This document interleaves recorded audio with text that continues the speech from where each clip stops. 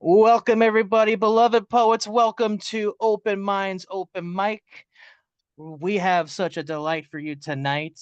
Here we have our typical open mic shenanigans, but with the cherry on top, we have a one hell of feature in the form of Zomkhonto. We're talking about at least a half hour of poetry therapy for your soul coming from this beautiful person's mouth, and it's gonna set it's gonna set the tone right for your weekend, definitely. So I just want to take this chance to thank all y'all for joining us here tonight. I posted the participant list in the group chat, so that'll be updated as we go along.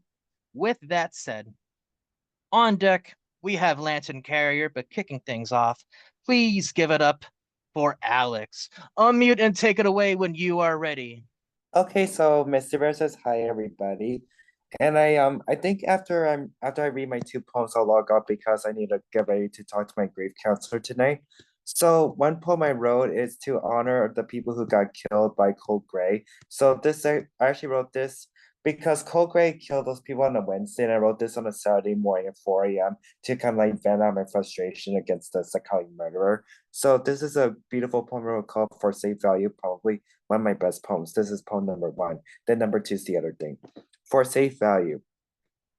The consequences of being dangerous could come at a high cost. Yet even during times full of tragedy, all hope is still not lost.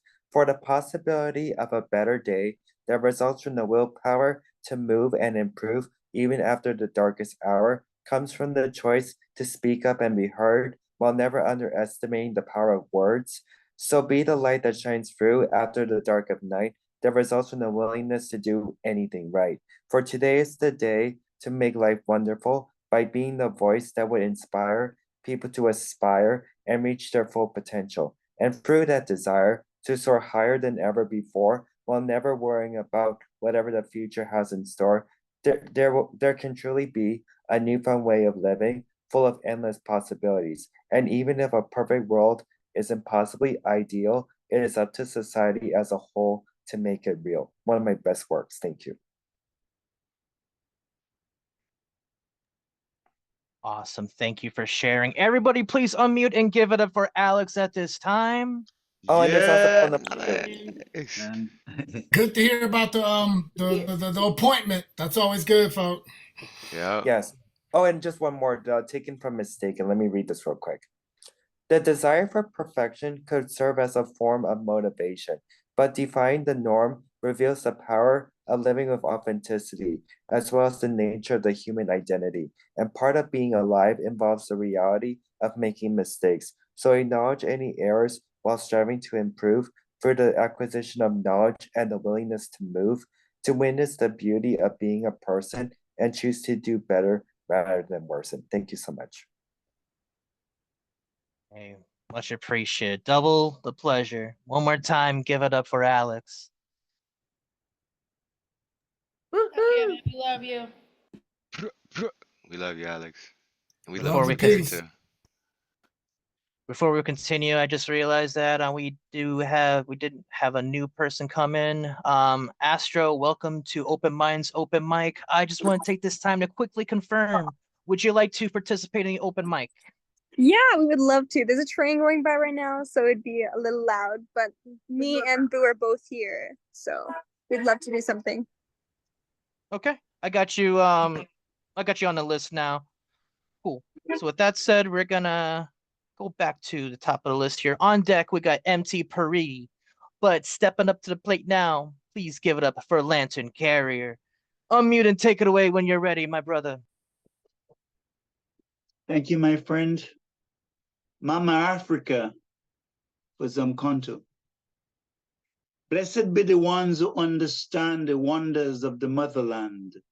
Quintessentially rich in many assets, our soil runs rivers of oil, diamonds, and other precious gems.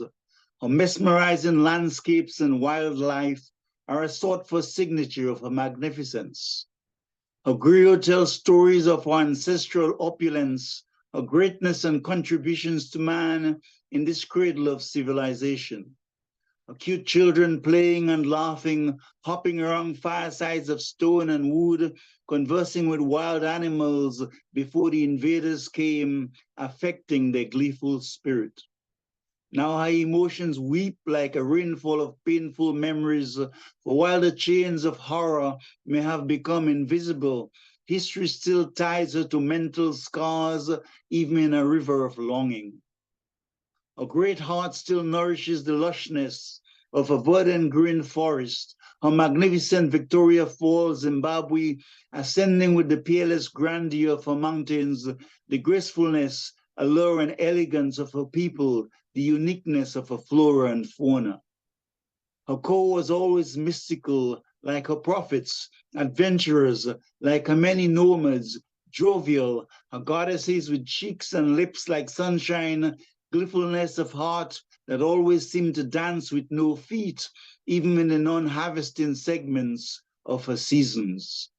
Strange clouds of avarice and greed arrive from foreign lands, decimating the sanctity of a continent, defiling the virtues of its people in centuries of exploitation, segregating the joyful spirit of Ubuntu with the wilds of divide and conquer. I can still hear the drums of my motherland beating, a sacred heart entreating to the light, a bleeding soul cupping its hands in prayer, offering its numerous red blood bandages to the love which gave it birth freely. My thoughts turn to Kilimanjaro, a majestic and broad sentinel in the east, a peaceful giant gleaming with the light of heaven, to the bewildering Ngorongoro crater and magical Lake Manyara. I walk with rhinos, giraffes, and elephants in the famous Serengeti, become one with the breathtaking view of amazing 1,000 bird species, lions, stunning baobab trees, and spellbinding nature migration of wildebeest and unspoiled beauty, a new wonder of the world and the pinnacle of excellence. Traces of enslavement are still evident in Bagamoyo, Accra, and Mo, but the old colonials have dispersed, and some parts of Mama Africa are thriving. Its people arise at dawn to the call of prayer, numerous ethnic voices, but one people, their souls singing the songs of their ancestors, the notes of Ubuntu, Umoja, and Amani, of harmony. I converse with my Masai Mara Ndugu's brothers. They eat nyama, while we speak of the land and cattle, me feasting on ugali and kuchumbari with my hands, sadsa, listening to the rhythm of iconic djembes, the versatile ngoma drums carrying the centuries of tradition and storytelling. The women are a kaleidoscope of Masai Shuka and Katenge, Duku Gele head wrap, and dancing with energy and passion. There are green rolling hills, hot springs within the vista of lush green foliage, and gray overhanging clouds. Mama Africa, humans with toxic flares, neglecting the oasis of living water within their souls, stifling your spirit into a sea of blackness.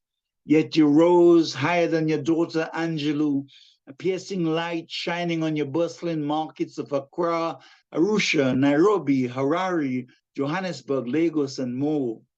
Mama Africa, they tried to burn your fire, but your astounding safaris, amazing athletes, the beauty and friendliness of your people's welcoming caribou helped significantly to reduce the odds.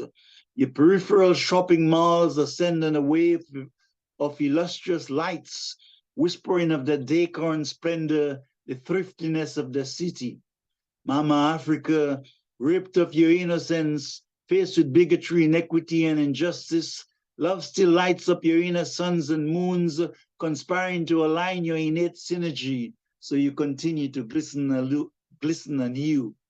We pay tribute to your spirit of tolerance and love, proclaiming its continued victory over adversity, the sacrifice of your people still striving to protect your assets from heinous shadows, your continued march to overcome division, your ceaseless worship and drive for excellence.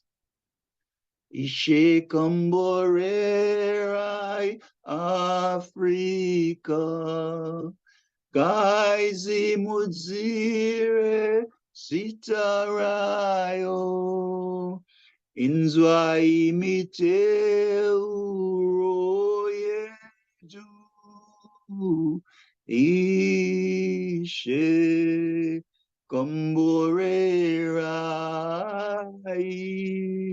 ishu muriayo. Lantern Carrier. Thank you. That was goddamn beautiful. How, Everybody, please unmute and give it up for Lance and Carrie at this time. how did you learn the That was how did great. you learn the former anthem? You didn't even choose the latest Great. That anthem. was You great. learned the former anthem. That is gangster. That was so beautiful. Like, that is some serious gangsterism there. Wow. That I was have them special both, for but you it'll be too. too long to do them both. Oh wow. Wow. I know them both. That's impressive. That's impressive. That was a beautiful poem. wow. A much more beautiful tributes to Africa than Toto could ever do. Legit. Oh my. Seriously, Lantern, thank you. Thank you for sharing that piece. That needs to be heard more. Okay, let's see what we got going on the list here. On deck, we have Sophia Monet. But stepping up to the plate now, please give it up for MT Paridi. Unmute and take it away when you are ready. What up, y'all? It's MT Paridi here. Oh, y'all. Chilling with you, having a good time. I got, if you don't mind, I have two. One short. The other one's not long, I promise. But the first one, here goes. It's new shit, and it's about why I write, or kind of like how it helps me. So here goes. The page, it gives me distance to look at what I'm feeling. Engage with your persistence to bring about the needed healing. To stop all of the reeling when things are getting out of hand. The feelings are deceiving, leaving me without a plan. Keeping me in shadows, man. My thoughts are so damn dark. The pen is flint, the page is stone I strike to make a spark. This dog has got some bark and motherfucker's got some bite. Left me with no remarks and some scars from our fight. Oh, the stars are misaligned when I can't control my mind and my body feels all twisted, got a pretzel for a spine. Try to wrestle with I'm fine when I know I'll probably lose and I can't quite reach sublime. I don't get to pick and choose, but I refuse to let that stop me from working through my issues. Despite how flip and floppy, hope you got some more tissues. I won't misuse what I'm given, and I wish you'd go on living, even though the thoughts make you feel caught. It's survival, that's the mission. Poem. Simple enough. And then this piece I'll do is called, it's not called anything. It's untitled. But here goes. I like fire in my lungs and lightning in my brain. Stardust in my bones and purpose in my pain. Where worth is always staying. Maybe you know what I'm saying. Maybe you have been through so much too, it feels like life is playing. A game on you. A prank, a trick. So shame on you and the life you picked. I'm feeling licked, but not in a good way. Bleeding, sick, about time that I should pray. Stoned and sticked, so scared the bones would break. On the ground and kicked, getting beat for the hood stake. Stomping feet for some good cake that I can have and eat too. Incomplete, so you should take more than half of what you do. As a sign, it's a good fake. Take another piece or two. But to have it after eating is impossible to do. Yet I am made of magic and chaos that combine. My mind is mostly static and can't get away from rhyme. This shit is automatic, mixing tragic with sublime. Perhaps it's just thematic, the erratic ticking time. Perhaps call me a rabbit, call me habit, call me loon. And don't forget to stab it in the back, cause that's the tune. Betrayal and bereavement they have settled in too soon, but I promise the achievement of the mind is there's no spoon. A matrix recreated can't be stated any clearer. I hate the way we're fated to be waiting and not nearer. I'm not ingratiating, I'm not baiting for a bite. I'm simply advocating for placating all the fright. All the light that I can shine, I'ma do it through the night. But I'm made of more than crime and can prove it. Here's my might, here's my fight, yes, here's my strength. Not alone, not on the bench, going home because I clench. It's so close right to my chest. All the hope that I expressed, it was me, I was undressed, so exposed that I'm not blessed. There's no clothes to cover stress. Throes of a tempest, wind whipping at my face. The rain is coming down so hard, what happened to encase? What happened to an exit ramp, a way out of the storm? I thought I wouldn't be given more than I could possibly perform. But it's all good. I'm made of stuff that was born in an explosion. Electric pulse as flames engulf and tides begin erosion. Poem. Damn right. Thank you for that. Everybody unmute and give it up for MT at this time. FT. Beautiful words and rhythm. Yes. Powerful, man. Yo, what was that line? My pen is like the flint, Let the me know if you're page gonna is like the talk, stone. I'm making sparks.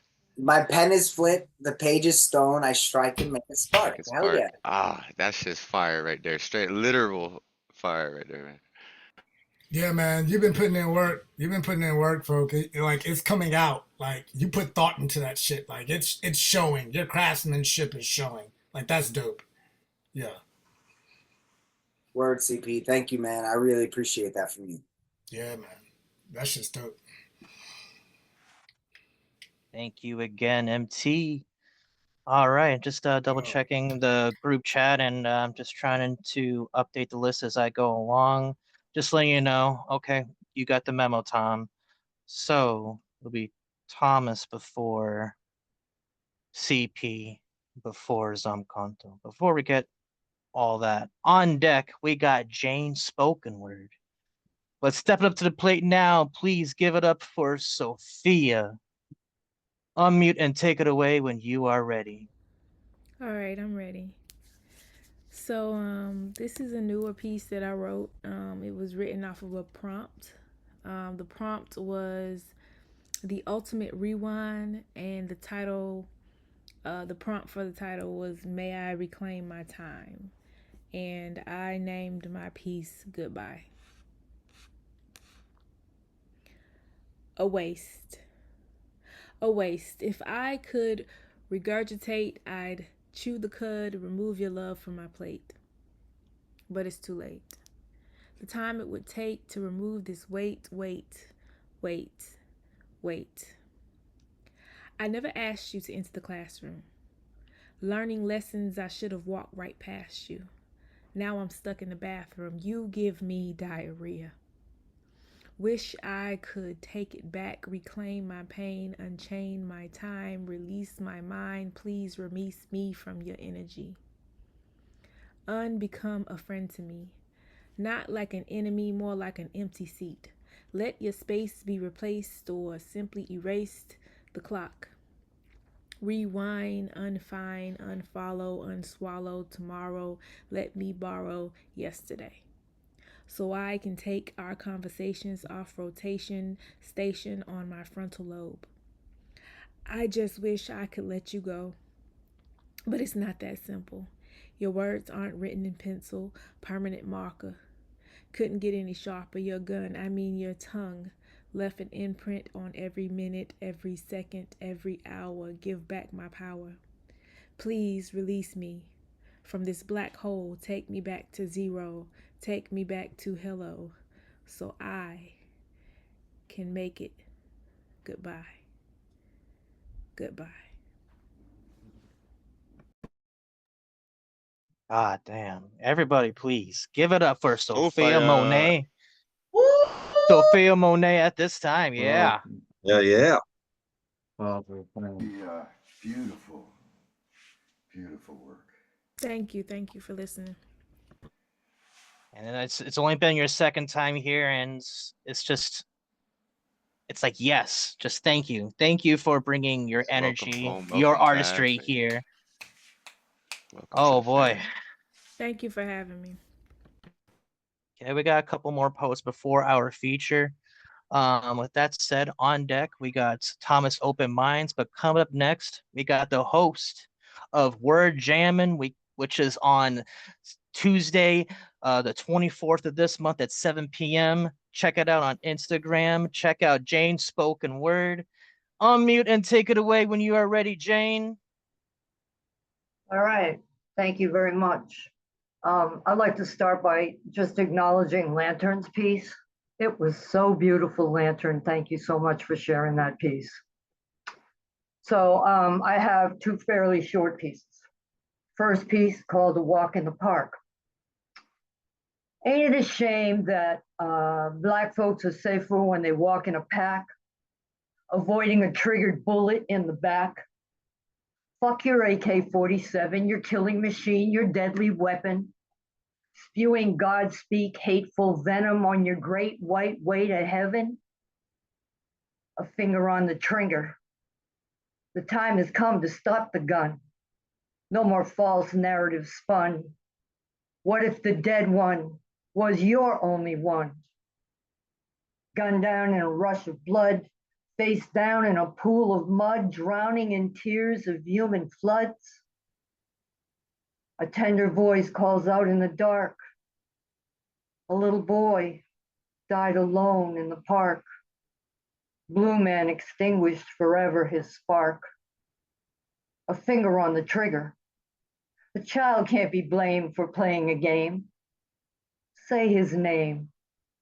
Say all their names whose spirit remain. Who do we blame when political games are played for monetary gain? Time and time and time again they prove there is no heavenly golden rule. When the cruelty of ghouls make laws a personal tool, use the gag rule to make us the minuscule fool, shrieking anger to hide their fears, ignoring the river of injustice's tears. Why are humans so full of hate? I will suggest this is not the time to obfuscate. Inequality is a weight we work to annihilate. And so we poets advocate a world of human kindness is the mandate. Peace, y'all. That was the first piece. My second piece is called Dream Seller. This piece is really old. I wrote this piece maybe late 60s, early 70s, but I really dig it. So tonight it's called Dream Seller. Pour your imagination into mine. I will inspire. I am the dream seller, the heartbroker. Grant you every earthly wish that you desire. I was born on the wings of the wind, hitched a ride on a shooting star. I'm the day tripper, the night rider. I cast spells from here to far. I summon stars to the darkest heavens, so the moon can find her way. Je suis la sorcière, la bruja, la curandero. I conjure night skies into day. I coax rainbows from sad clouds crying, invite the planets to eclipse. I'm the palm reader, the fortune teller. Turn your miseries to bliss. I can dream your tomorrow's sunsets, breathe color to the land. I'm the wish dealer, the magic maker. Aurora Borealis is a dream I had. So won't you come here to my mountain and dig the groove I spin? And I'll send you back with a pocket full of stardust and your name whispered on the lips of the wind. Pour your imagination into mine. Peace, yo. Thank you for having me. Thanks for listening. Yo, oh, that was so fucking good. Everybody, please give it for Jane spoken word at this time. Yeah, Oh, Wow. Wonderful. Wow. I don't hear you enough. I Oh. don't hear you enough. That's so dope, Jane. Oh, thanks, and man. if y'all want to really get to know Jane's heart and what Jane's all about, check out the Heart of the Artist interview. It was one of the best episodes I think we did. Like Jane, I absolutely love and respect every bit of your being. Cool. Thank you so much. And if y'all want to see any of the videos that I make, listen to my music with my bass player, my poetry, or read my shit, or whatever, just come to janespokenword.com. It's all there for you. Peace, yo. Yeah, Thank you so much. I can't call you up and not see nothing. I mean, they both were astounding pieces. And the Yeah. first one was such a clarion call for justice and so vivid and so right, such a just and righteous call. I really appreciated it. Thank you, Lantern. That means that's close to my heart. Thank you very much. Thank you. and again, everybody, if you don't have anything going on Tuesday the 24th at 7 p.m., please support Jane Spoken Word and Word Jammin' and tune in and find out what it's all about. Again, thank you, Jane, for blessing us with your words. Do this more often. We would love to hear more. With that said, we're gonna keep this train rolling. On deck, we got CP Mays, but at this time, please welcome Thomas Open Minds to the stage. Unmute and take it away when you are ready. What's up, folks? It's so good to be here tonight. I'm really excited to hear this feature from Zomkhonto. It's Friday 13th tonight, and I linked up with these people, and I have a poem and a movie. So I actually have to cut out at 9 p.m. Eastern. So I'm hoping I get to hear the whole feature, but then I have to cut out to watch this. But there's some links and stuff if y'all want to join me. The IMDb, the videos on YouTube now too. But yeah, I'm not gonna take up too much time, but I do want to say one thing. C. Santos and Jackson Riley did amazing at the Come As You Are premiere episode yesterday. I actually wrote a pretty decent poem that I haven't refined yet, so I'm gonna read the kind of the rough what we got from the free write.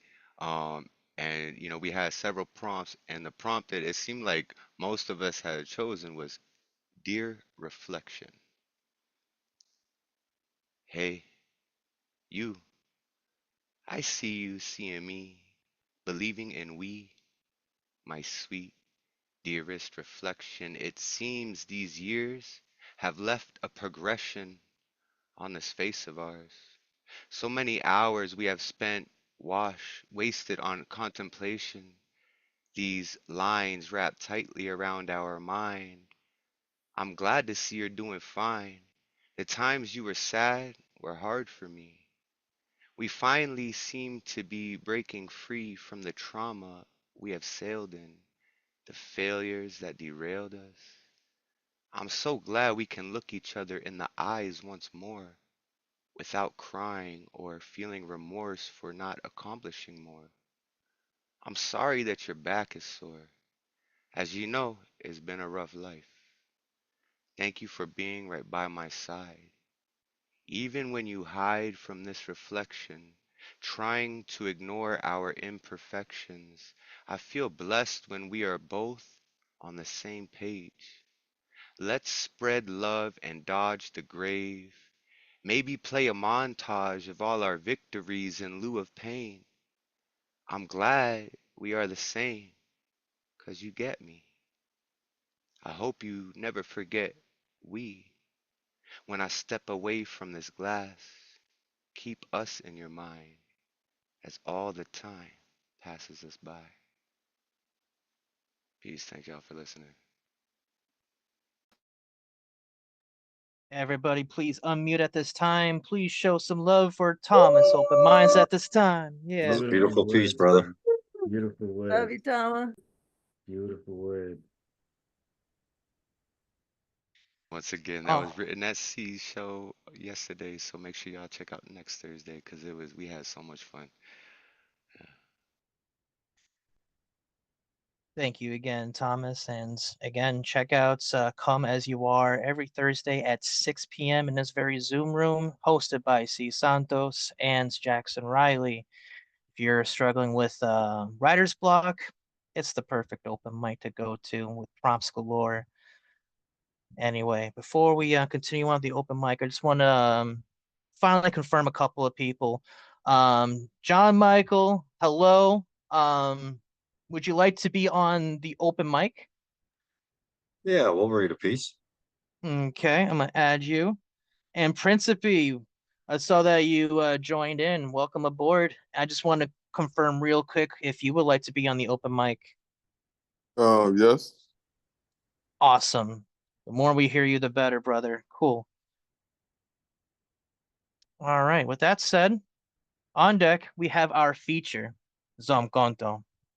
But stepping up to the plate now, please give it up for the hard-hitting, concrete hard CP Maze at this time. Unmute and give and take it away. Hello, everyone. Hello, world. Glad to be here. Miss Zomkhonto's feature earlier this week. I came in, everybody, like literally 30 seconds, like before his last poem ended. And when the crowd like realized that the feature was over, they literally went fucking crazy. I just looked around the room and watched people like light up like as bright as they possibly could. So tonight's gonna be really special. I'm featuring coming up. You'll hear about that later. 2 poems. Shout outs to poet friend of I've lost probably 6 poets in my lifetime. Poet friend of mine who passed away on this day. And shout outs to my father who passed away on this day. So let me do something for him. This poem is called Transmission Slipping. Pray that you didn't miss the bus. There's an energy drink dancing down your throat, and all you can contemplate is creators on the moon. Last night, you dreamt that you were a carnival act being blasted 50 feet into the air from a cannon in a cute girl's mouth. She simply said, I love you. Like I loved you was never guilty of being a flight risk, could ever safely land a cracked heart and a crooked smile. Beware of first class tickets to tumbling boulders. Beware of boarding passes and weight limits and unchecked personal baggage carried off by ghosts and remixed into power ballads. Beware of hard rock bands and or rocked up hard, cracked, rocked out gods with their groupies and their backstage passes and the fallen and their fallen and their hard-hitting headstones that just keep falling for headaches and encores with mudslides, voted most likely to not be mistaken and or taken lightly, in fist fights with lightning that ain't never seen anything of my likes, even ain't never scared anything that I'm like. I am no longer fighting gods for their innocence. No longer fighting for my slipping grips on my innocence. Now I'm fighting over unholy warlords, bench warrants, and every guilty ongoing, going in and on and off on every one of my convictions and all of their guilty sentences, as if all I grim reaped, y'all, wasn't all I ever sowed. As if it wasn't always harvested from fruitful grapes of wrath that wasn't always all ready to come in with what wasn't already bruised skin. A headliner headlining a headstone. Right now, my father's name is still starring in an unmarked grave, so no longer am I that son of a gun CP Mays, Pops. Now I'm that son of a bitch that keeps calling God out by his goddamn government name, pulling up to every collection plate, dent, bent off a bottle of Clark Kent, smelling like leave me the fuck alone. It's so hard to call on God from anywhere when all of our phone booths are gone. What does a mortal man say to God? I'm sorry. You're an attention whore. I am. Really, really am. I am. Poem. Love you, Pops. So, yeah. So I'm gonna have to disappear after Zomkhonto's feature, and then try to pop back in, or put me on mute. I got some papers to write. I'm taking 17 hours this semester, ladies and gentlemen. 4 classes strictly for my minor, religious studies. So like I'm all over the place. Have to visit a temple, have to visit a mosque next week. Like I'm enjoying this. So here's a way that some of us, when I was on tour and all the competitions for the world comps and national comps and all those championships and all of that shit, this is what we used to do. The ending of the poem is what we would do before we compete. Let's go. It's called Our Outlaw. I left home a hero amongst underachievers and returned home to myself strung out on pain.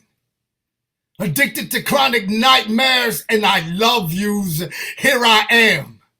Proving what puts the tragic in most people's tragedies are the ones that live to survive after them. I'm almost never always happy, sad, sometimes depressed, even when I'm not. Mustering courage to pull miracles out of every moment, because maybe, if only, and perhaps are the quickest ways to refurbish your halo with regret.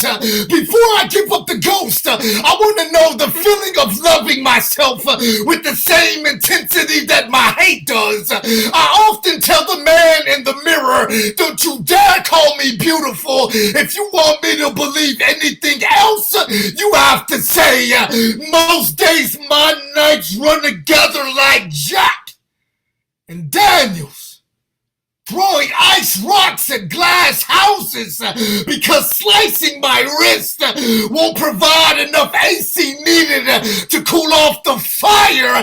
And this heart is where this poem is. There are no monsters in my closet.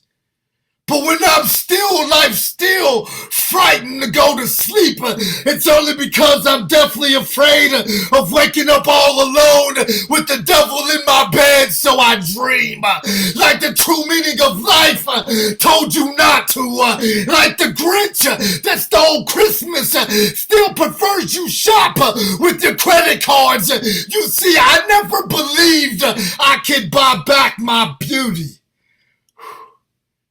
Some of us know fulfillment lies in the chores we work to work our ugliness off. I am not the voice of the blues fierceness bellowing behind respect the mic. I am Electric Ladyland, poet laureate of future. Please don't forget about me or the way poetry can make you feel something. Or again, I am here. Here I am. Only because over there hasn't made up his mind on what literary laws to not make up for me to break down yet. I don't sweating you when I cry, cause I want Jesus to walk all over me. It's the source behind how I learned to love forward in the place where hate is way too easy, and I live for a good goddamn challenge. You can call us poets manic, only because we prefer to push when others pull others too hard into their own insecurities. That's why I wake up every morning, thank God, tell God, I'm not ready to give up the ghost, baby, even if it's holy. Spending my days declaring to the devil, I'm sorry, forgive me, I'm sorry, cause even fallen angels need their egos to be stroked sometimes. My soul left home a haiku. It wants to return home in epic poem. It's just when me and my words are naked, I don't know how to dress them or dress them up. But eventually I will, before my will. This is how some of us outlaws pray. In closing, in Jesus' name I pray. Outlaw. See y'all soon. God damn, everybody unmute and give it up for CP at this time. Wow. Oh, Woo! that's some. May your Yeah. your friend continue resting in peace and Thank you. Thank you. always. Whew. You're doing what, a minor in religious studies? Yeah. They're gonna be writing a new chapter that has you in it, because you're like the dopest preacher. Because you be preaching like a motherfucker. And I tap here on for thin it. lines too, so yeah, appreciate y'all. Yeah. Oh my God, we appreciate you. And as CP might have just mentioned a little bit earlier, yeah, he's got a feature coming up next week, right here. Yep. So awesome. yeah, stay tuned. It's gonna be awesome. CP Mays will be our feature next week, but hey, we're not gonna be trying to steal any thunder. Oh no! Tonight's feature, Oh because yeah! coming up next, it's been some time, because originally we were supposed to be having Zomkhonto back in April, but things just didn't work out for whatever reason. But we are just thrilled to be able to have one of the most beloved poets here in the Open Minds community, and not just of our community, but of any community that this poet blesses with his words. Yeah. All it took for me was to hear like the first couple words to come out of his mouth last summer. I'm like, yeah, I'm a Zomkhonto man. And with that said, it is my distinct honor, pleasure to bring forth to the digital stage at this time tonight's feature, Zomkhonto. Please unmute and take it away when you are ready.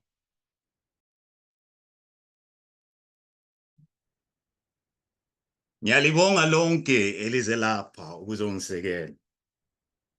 I'm grateful for all of you who have joined me this evening on my elusive search for meaning, with poetry as the choice of voice for all of my inquiries. It is humbling to know that we are many in this, because there are times where I think, what if it's just me? There are times when I pull my blackness out of my knapsack so fast, it comes out tainted by all the clutter and messiness I carry inside. So I often take it out slowly, dusting off crumbs of insecurities, because I spend more time cleaning than actually wearing my own skin. And there are days I believe I'm the only one that sees its glow, sees how the rhythm in our footsteps creates music from within, and that from the simple act of walking, even with yokes upon our shoulders, we create masterpieces of sound that could bring the best composers to shame. Sometimes I think I'm the only one, that sees the grace in the way we wear our flesh, like it's the finest garment made, and that the best tailor would find it hard to measure it from the bottom of our feet to the top of the head, because each coat of black skin stretches for miles once all the layers underneath it are revealed. Sometimes I think I'm the only one that sees that our darkness actually lights up the world. That there are rows of street lights on the curves of each labored smile, and it is not up to anyone to turn them on but us.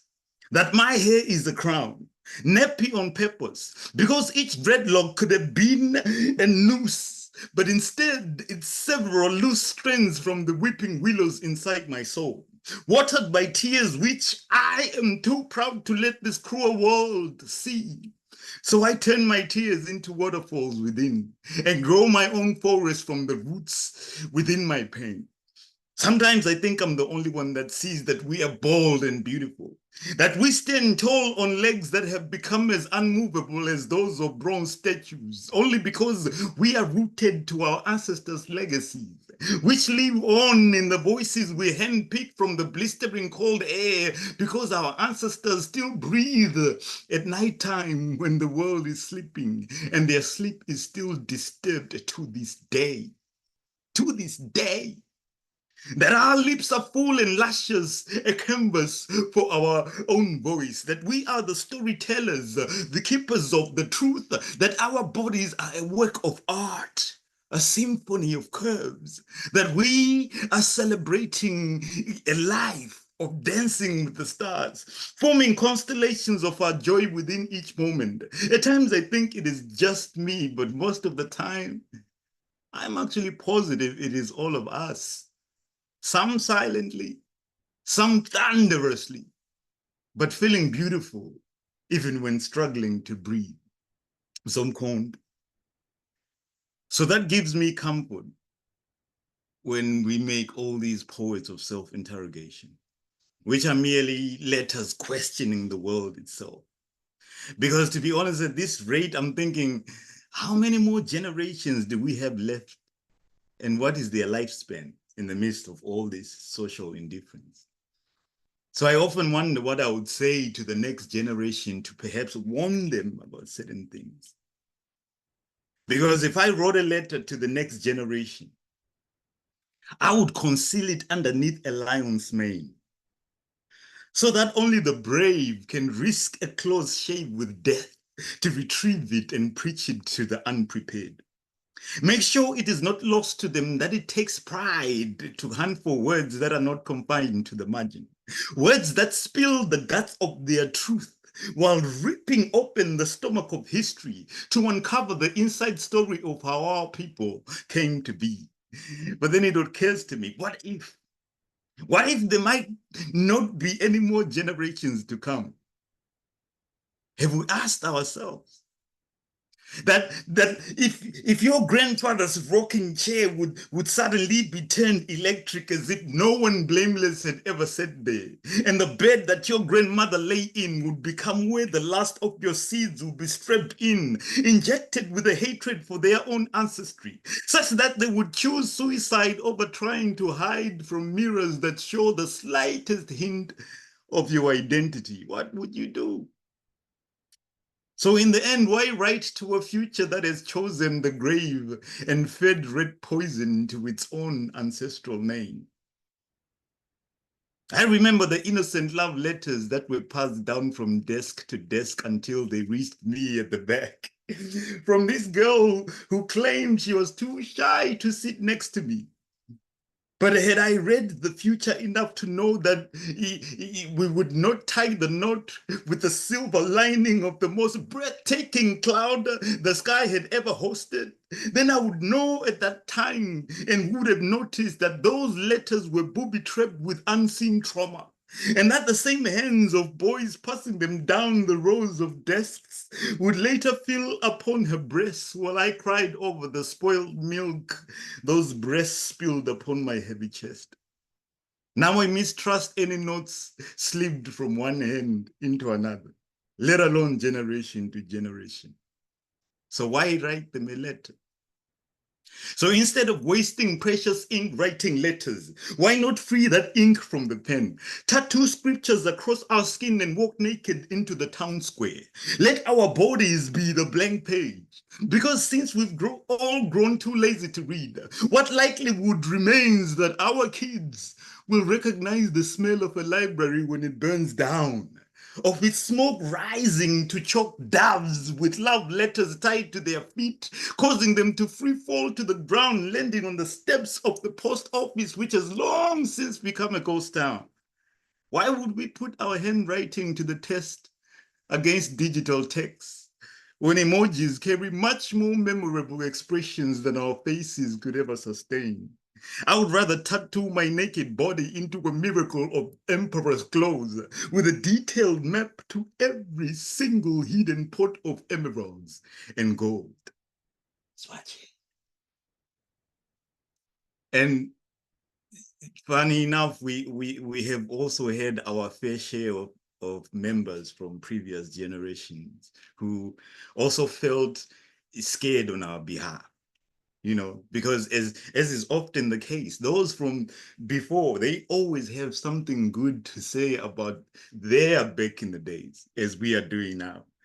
That we are obsessed about our back in the day, that perhaps we weigh too much on the shoulders of the children now because they don't get it.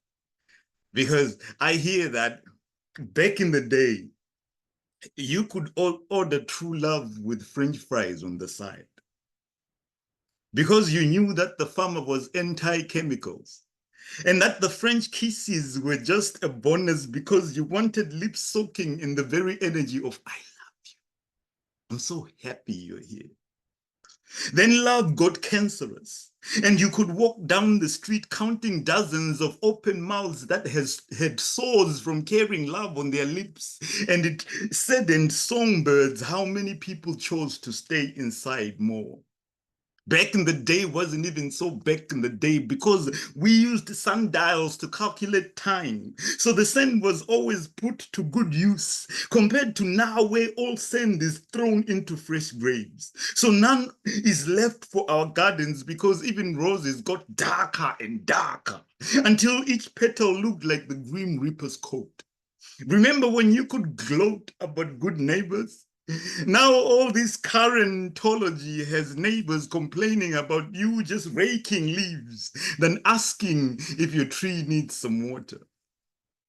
Back in the day, a tree would grow so wide, it fed fruit to the other side of the fence. Now even trees have grown T-Rex branches, and the authorities have placed taxes on each apple, and Judas now sells each branch to a logger for 30 pieces of silver. Back in the day, even days themselves have names. Now it's meet you whenever, as if we truly have that much time in the world.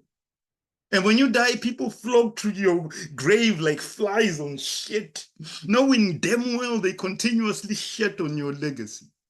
And the smell never bothers them at all, because they would love to have watched you live as you decompose. But back in the day was suspicious too.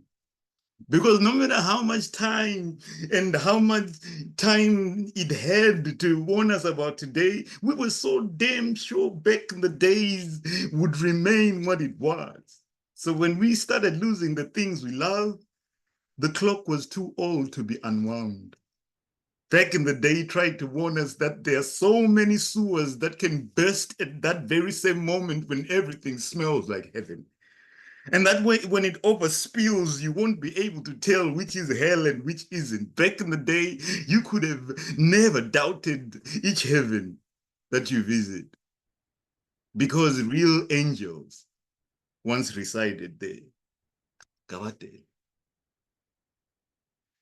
So when I truly think about it, I don't believe it's even a case of back in the days or now, you know, like back in the days versus now, because we seem to have always lacked one thing in all those periods, that lack of appreciating others while they're still living.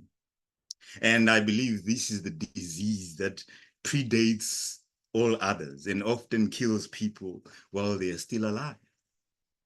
So I always think to myself, like, instead of giving flowers to the living, how about we start teaching each other how to grow rose gardens? Tell our children that roses have thorns as their only defense against weapons against them. That if they really meant to hurt us, they wouldn't tease us with their fragrance only to make us bleed. Because if roses were us, we would say they're just human, so let them be. Because how many flowers do you know that have declared wars? And if it seemed like they did, wasn't it because some stranger decided to enter a garden uninvited, too distracted to see the trespassing sign? How many things do we put a fence around that would have openly spread their arms? But we bear arms to keep out intruders, protecting the illusion that to have more is to be the happiest, yet barely walk in the gardens we keep from our own neighbors. Wouldn't tell one flower from the next, content with the power of just having discovered it first. Yet only the poor gardener, the one that tends to the roots and still shoots to replant in her backyard, that is perhaps the only one closest to the smell of God. My mother grew flowers too. I think it had something to do with how she could not surgically remove the love she felt inside, lay it on the operating table, and let it generate as much light as the darkest corners of the world were able to hold. But even our own fathers were too distracted searching for gold that they preferred to dig down than to dig deep into our mothers' souls. So her garden wilted in the sun, with no one seeing anything different regarding what their flowers had become. How their petals spread like colorful weighted wings, which only angels can dream. How they showered naked in the sun's rays until their soft skin was a miracle of illumination. How even the queen bee admittedly entered my mother's garden discreetly, started a hive in secret, too selfish to share the recipe.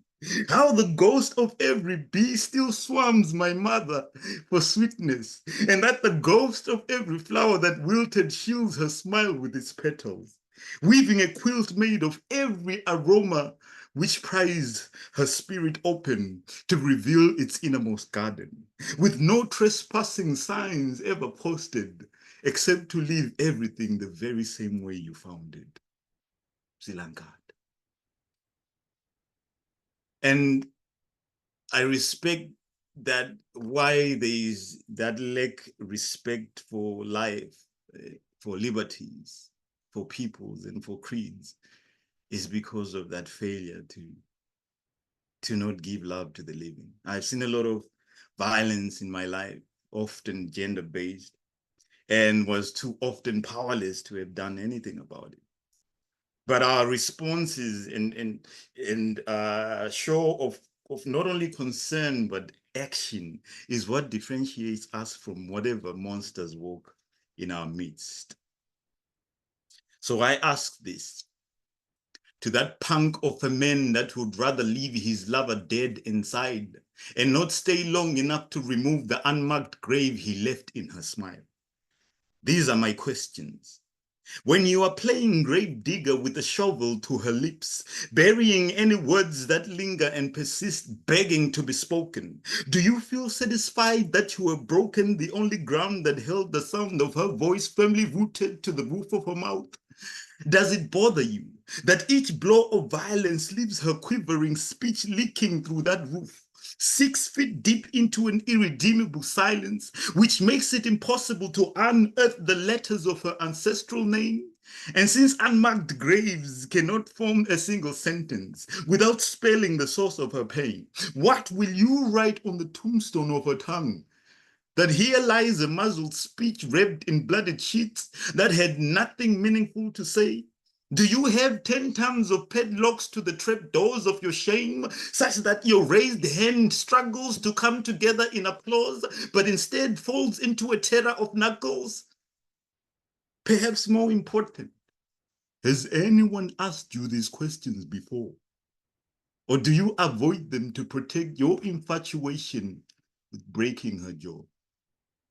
You see, every folded fist that ever existed had a chance to redeem itself by rising high in the air in solidarity. So when it came down at an angle and crash-landed in the space reserved for love and candles, it upset the tables set for those who would rather dine with open hands, feeding each other, reading the palms of their lovers to uncover the pathways to the soul-sacred home. For every folded fist that ever existed, some had choking butterflies inside them begging to be released, in time to migrate to where their souls would forever breathe with ease, tired of improvising gas masks inside palms that wouldn't allow them to spread their wings. And because society would rather soften the blow by buying fresh boxing gloves instead of prying that fist open, the folded fist became emboldened to fight for everything else except for the love that it is meant to uphold. Bangazid. And this is how I believe most wars begin. Right in the home. And then spill out into the community, poisoning whole societies. And in the end, as we fight amongst each other, too oblivious to what's happening outside the periphery of the hatred in each other's eyes, we set world records of the number of orphaned kids we can let just die in the rubble each passing day. In every ongoing war out there, right this very minute, there is probably 3 orphans. Placing bets on who amongst them will wake up alive the next day. Each one places a coin inside the cracked piggy bank that was rattled by a passing army tank just yesterday, on its way to deliver death on a silver platter. The youngest child swears it won't be him that dies because he can fit into the smallest crevices beneath the rubble. The eldest is unsure because he is always looking for trouble and might be outside stoning that very same army tank, dreaming it were made of glass, hurling stones as if they were grenades fashioned by a vengeful god. The middle kid, that is the prayerful one. She first clutches her coin tightly in her palms until its net worth cannot breathe, suffocating its will to buy anything else except life and freedom.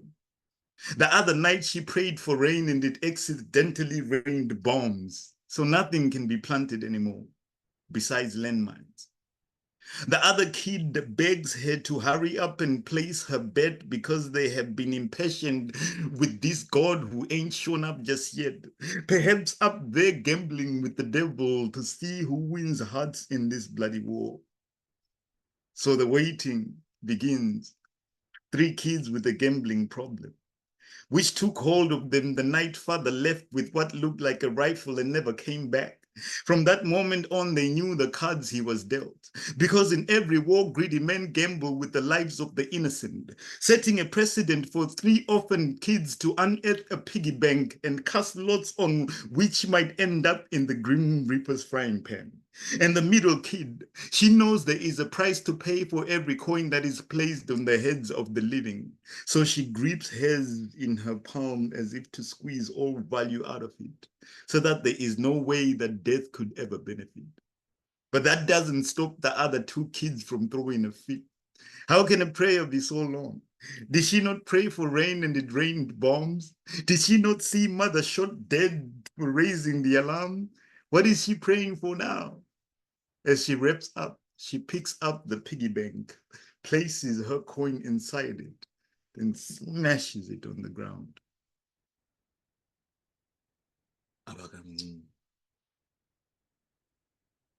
And in Africa, you will hear of many places that have learned to adapt and have simply chosen to forfeit races when it becomes apparent that They were not running for any trophies, but were just being chased through endless mazes of promises and worthless accolades from politicians and preachers alike. So we no longer compete for trophies because it's just a worthless endeavor. In Africa, we don't compete for trophies. Trophies are in our name.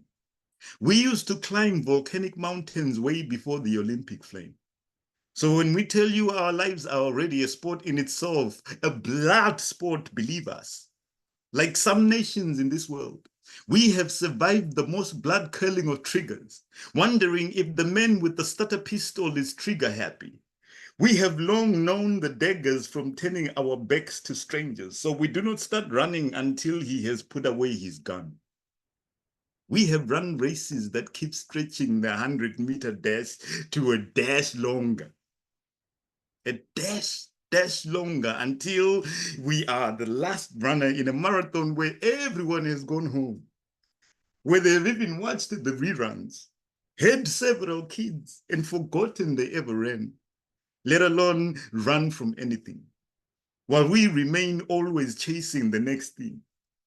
When all the role models we ever needed were the defeated athletes in our own broken homes who never got to see the podium, but had built one like a poem for themselves from the used cans found in the Olympic village dump. The ones who had endured the high jump of life with amputated feet from wars started by men who dream of trophy women in their sleep. In Africa, we don't compete for trophies. We fashion our cups ourselves from the wood of tree stumps long after the loggers are gone. Our athletes in this game of life are bygones that don't get to just be bygones, born to homes that have to find use of their cups, even if it is to drink their life away. We do not keep ours in the trophy room. We carry it around wherever the poisons of life are consumed, asking for a sip, searching for the elixir. But don't even get it twisted. We grew up with these potent mixtures. We do not compete for trophies. Trophies are in our name. We are the kinfolk nation, the ones who created an Olympic flame from the Virunga volcanoes of Uganda, created a new jazz from the stolen thunder in the feet of our past runners. Those who ran for trophies made from the wood of trees that are now the park benches of this broken world. We do not compete for trophies, not our kinfolk. We do not rest nor accept any water bottles along the way because we are the fountains. When they ask us how far we will go, we show them the mountains. When they ask us where is our gold, we will point them to the mines. Where are your trophies? Then we will point them to the forest.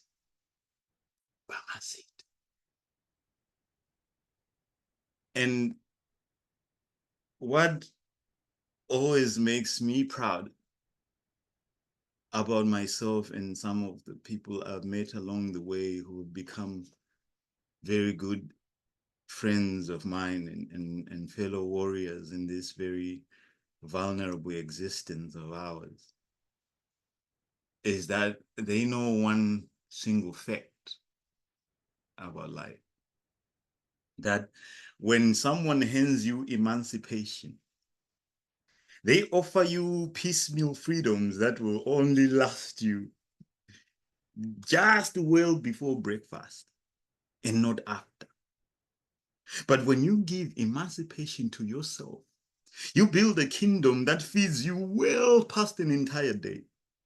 And as we begin to cast the iron chains around our necks, we melt down with those same chains to make cast iron pots and pans, to keep cooking for our own children over and over again. Because better they go hungry and emaciated than someone else feeds them lies. When it's through us, we are emancipated. We unwind the wool over our eyes and make the finest fleece jackets known to mankind. Because we are not sheep made for rearing or shearing. And ain't no shepherd staff for us to start fearing. We find our own meadows ourselves. We comfort our own widows because someone suggests that their grief is weakness.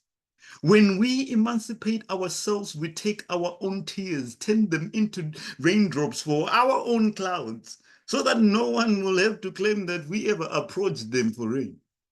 Because the begging bowl is insane.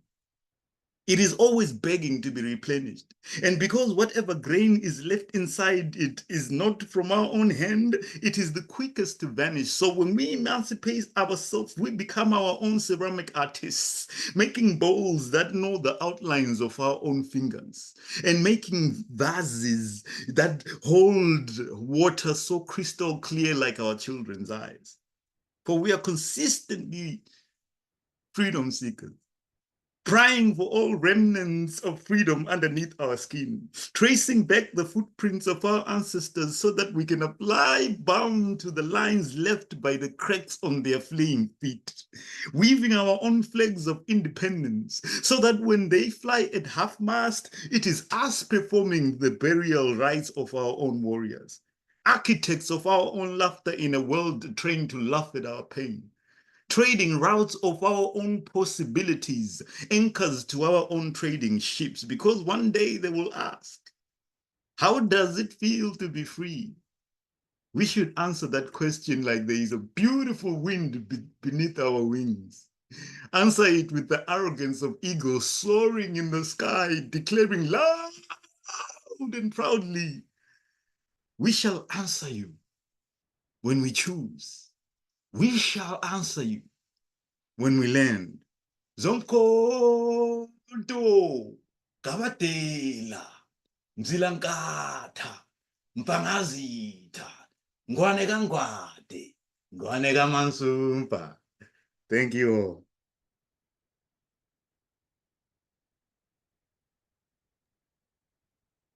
Everybody, please unmute and give it up for Zomkhonto at this time. Zomkhonto! Oh my goodness. That was Kanto.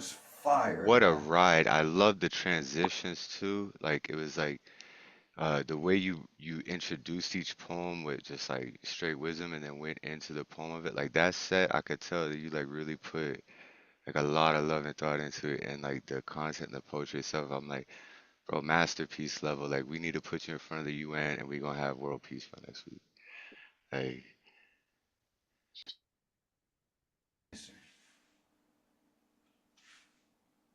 Beautiful work. Beautiful, beautiful work.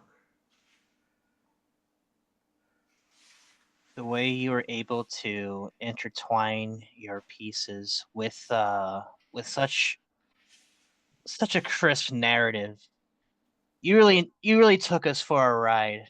You really took us for a nice, fantastic voyage, and we here at Open Minds, we are lucky to have such a creative like yourself to bless us with your words.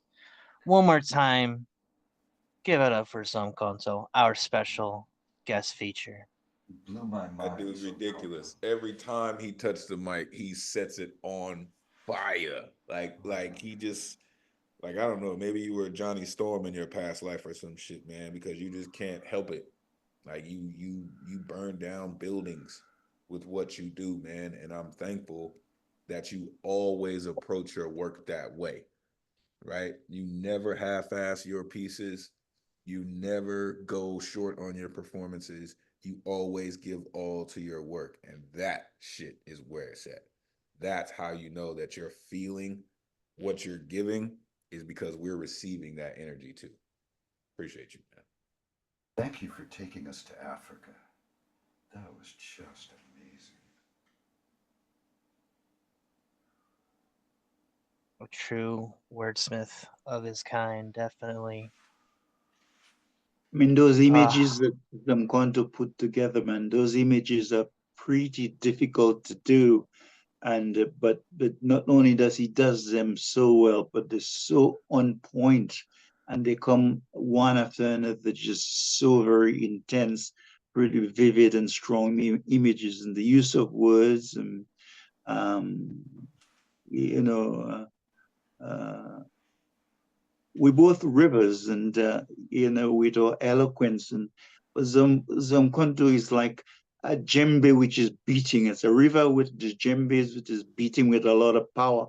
I move with swiftness and grace, but Zomkhonto moves with a tremendous kind of power, like he's taking it from the gods of heaven. And that's the difference, really. It's very, very powerful poetry.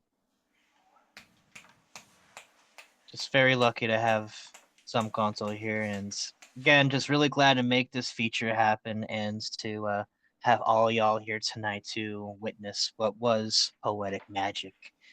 Before we get going on with the rest of the show, I just want to quickly confirm with Generalissimo and Mr. Witz the poet. Would you all like to be on part of the open mic? Absolutely. Awesome. What about you, Mr. Witz?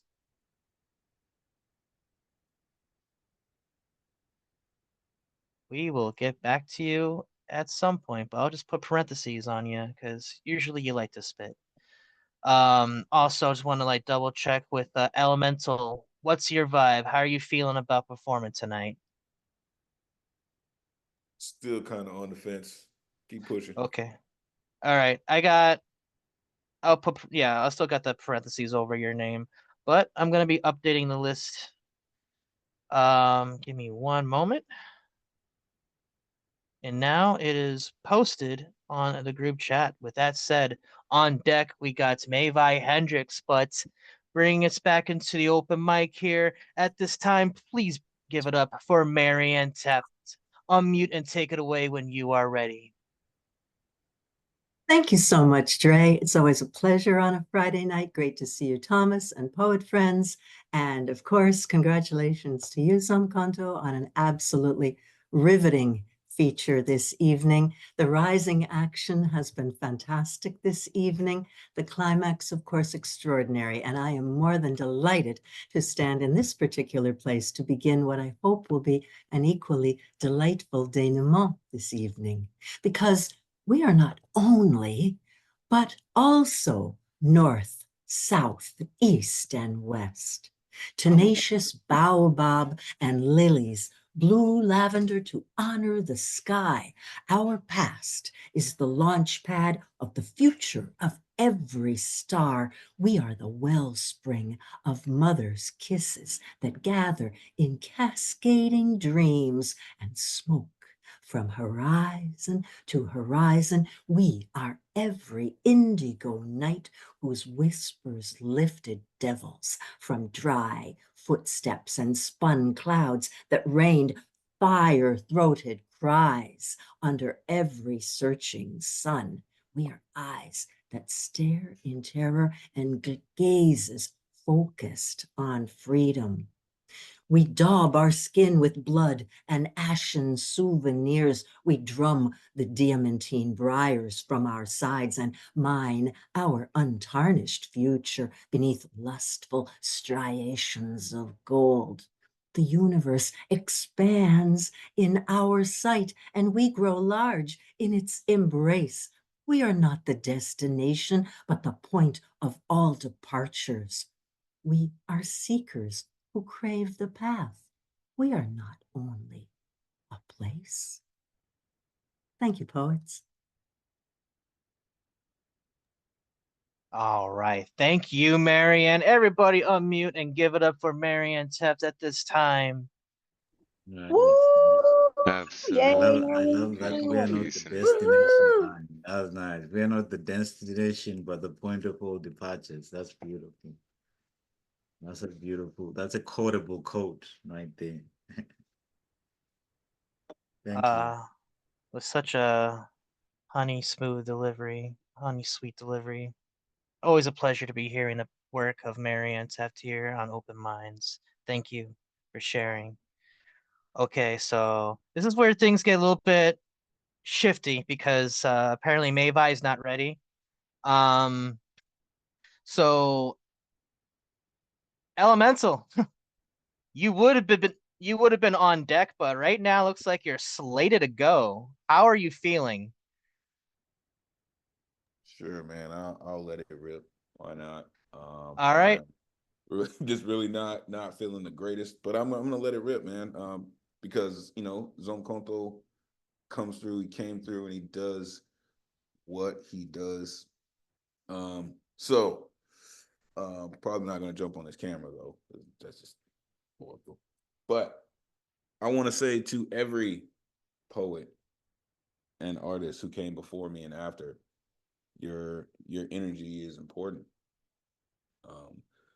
It really is beyond valuable to know that people are in the space, not just flies on the wall, but interacting, with how we do and what we do. So it's just a lot. Okay. So what I'll do is this. Let's come up with this one. Yeah. So this is More Than Meets the Eye. I'm an optimist. Circa Optimus Prime, glass, just half, don't rhyme for sake of riddling, spike lines with Ritalin, blast master of past lives, spit endorphins, dream in paradise schemes to grow dendrites and barren brains with veins of panthers so black, we make nights creep in back room darkest thoughts to ensure they get that pure source. Uncut, no BET, dealing with agencies of the three-letter variety, wanted in every dialect American transposes according to Greek translations of Roman interpretation of Mesopotamian knowledge with more information than Europeans could fathom, whether Spaniard or Captain Nemo seeking voyages to Atlantis or Americas. We've been here.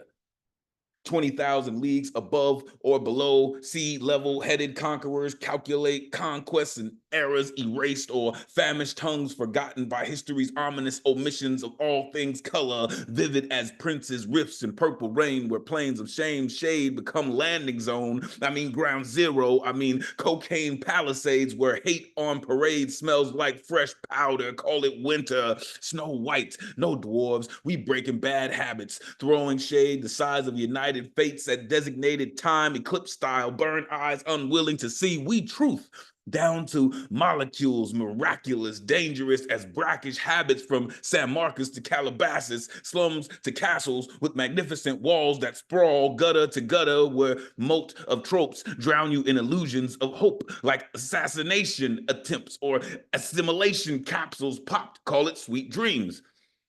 For designation hyphen American, thankful for another day, praying every Hail Mary, mother of father's sins. Children playing ring around burning bushes with rosy red reminders called ash cheeks, getting spanked by poverty rates that sound familiar as variable interest in regards to Black bodies covered in delicate darkness, circled by white chalk outlines. Call it dimensions of disgusting that always seems to translate as victory. Nah, partner, only until we, the actual people, take audacity to challenge fallacies of inferiority, shine them up real nice, and stick them straight up their candy Confederate Republic Congress. You see, we emerge as standard of this neurosis, call it tragic. Habits of capitalists that won't rest till every true Montague sings blues Simone more beautifully than Nina. So Mississippi, goddamn, are you tragedy walking? Ghostly, godly, yet unholy, rolling lives like dice with no craps to give. But after all, you are anomaly, walking dead as beliefs or presidents in pockets, swinging from oak trees they like to fancy as democracy, pennywise as wishing wells, raising hell's bells for joy and glory to their almighty. Convening tax breaks that spill into lakes of waste, call it opulence, runoff. May their God bless their mess, better known as this American madness. Peace, y'all. Oh. Everybody give it up for Elemental at this time. Holy shit, man. Elemental. Well, this will be one of the only recent Black Americans to get deported. Some of your poems Man, you Listen, you if they go. deport me, I'm probably Like gonna leave Earth. that Hey, first you can come to Canada, bro. We got you. We got you. I'm an optimist, circle Optimus Prime. Oh, That opening line and just the way you drive into it. yeah. Oh God, I love it. It has Stone just God. a hella drive. And if y'all didn't get a chance to check out Elemental's feature from last week's Open Minds Open Mic, the link has been posted by Thomas. So check into that. It was pretty damn amazing. And again, Elemental, even though you may not be, you know, in your elements, no pun intended, you just keep kicking ass and taking names. Everybody unmute one more time for Elemental. Yes, Elemental. Yeah, man. Woo! Sending Yeah. healing energies your way, man. Appreciate y'all, man. For real. Y'all, the only reason I can do what I do is because y'all do what y'all do. Appreciate y'all, man. Truly. Right on. Oh, geez. Well, it's been a great fucking night so far, and we're gonna keep this shit rolling. Damn right, Zomkhonto. Storm God's in the building. On deck, unless told otherwise, we have Mavi Hendricks. But stepping up to the plate now, it is a true delight to have Joski C on at this time. Unmute and take it away, my man. Hey, Dre. Coming through? Okay, wonderful. So, this is a song I wrote about, oh, dare I say his name? This is Donald Trump is fond of bragging about passing what he considers an intelligence test. He was able to remember 5 words in sequence, and he offers this as evidence of profound genius. But in reality, this was a test, it was a screening tool for dementia. And so that's what this song is about. But I'm going to start with a haiku. Alligator eyes rise from a Florida swamp, lie without blinking.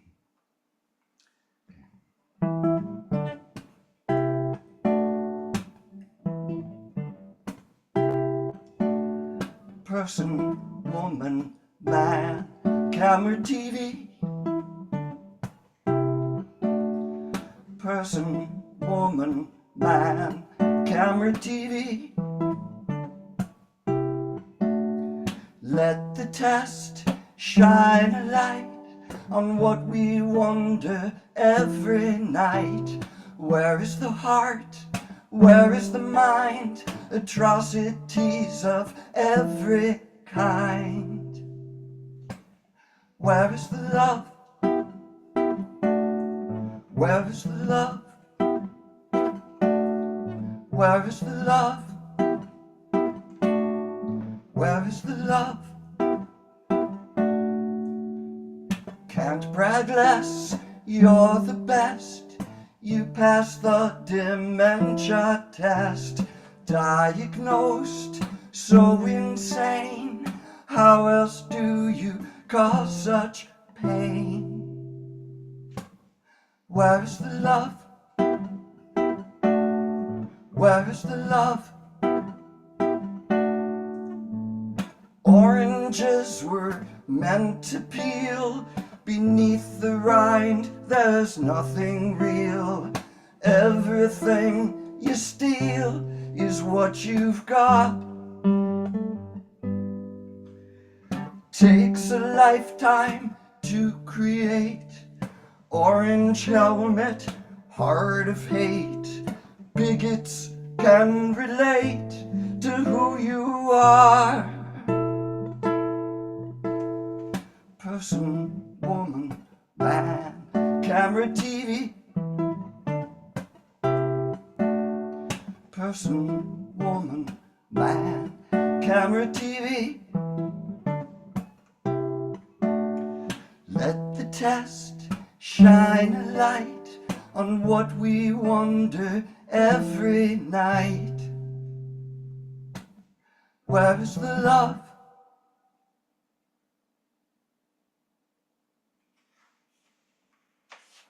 Awesome.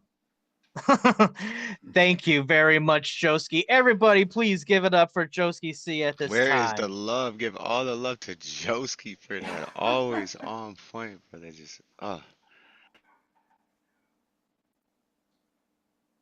Oh, thank you, Joski. Basically had a free concert with Joski. That was amazing, man.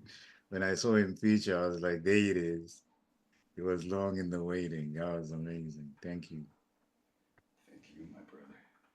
And just in case you missed that there, Joski did feature here at Open Minds back in August 9th. And if you didn't get a chance to check that out, it's on YouTube. And it's one of the most one of the most fulfilling sets you'll ever get a chance to listen. I promise you that. Beloved poet and artist of different magnitudes, we salute you. Keep doing what you're doing. Thank you, Joski C.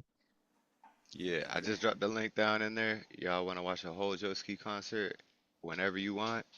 Right there in the chat or right there. I don't know what side I'm on for you.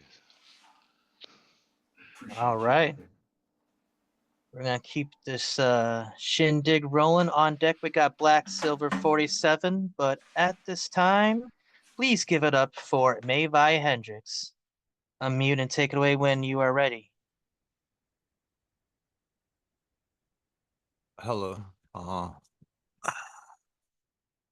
just gonna make something. Anyone want to do any poetry to it? Anybody? I recommend Zomkhonto maybe read a poem. Okay. Zomkhonto, can you whip up a poem and just start reading and he'll play to you? Like ready to. You just read it and then he'll start playing guitar Just and you guys will sync up and read it? yeah. Just read Okay. just read a poem. Yeah. Okay. And if someone wanted to take it first, that's fine too.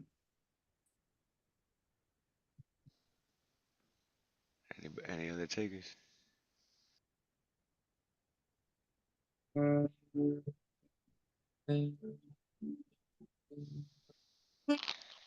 Tony, we're not hearing your guitar coming in too well. I don't think you have the right sound settings on it. Oh, you know what? You're right. Because I don't have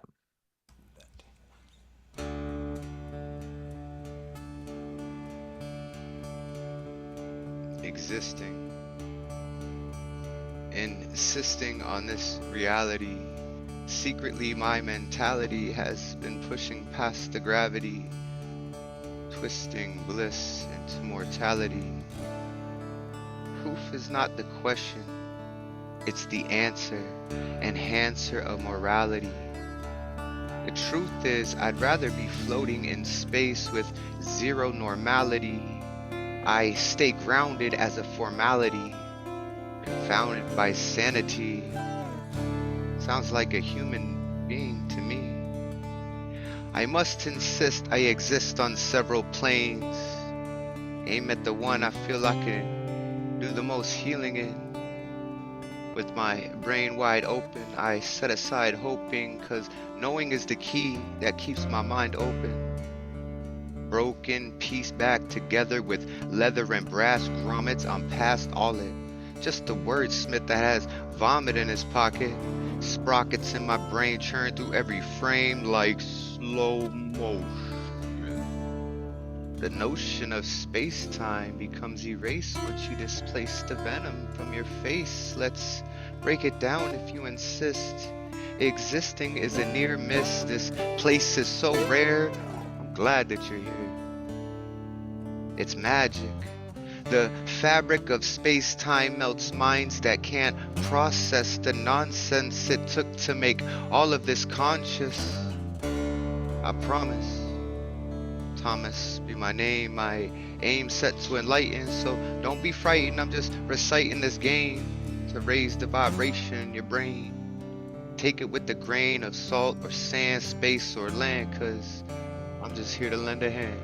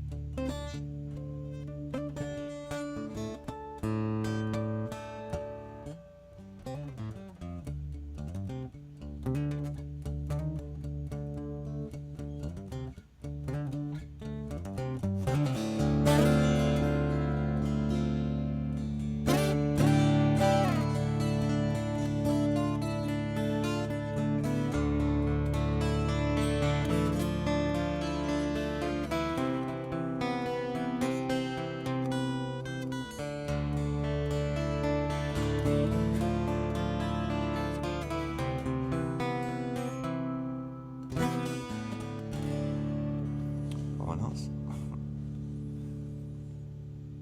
Yeah. That was dope. Anyone else want to do it? I don't know if anyone heard, but Mavi's calling for anyone else. If you're feeling froggy, jump. Come on, Mr. Wiz. Which you did it the other night too, bro. Hey, but yeah, get what y'all had to go on the other night. Last night.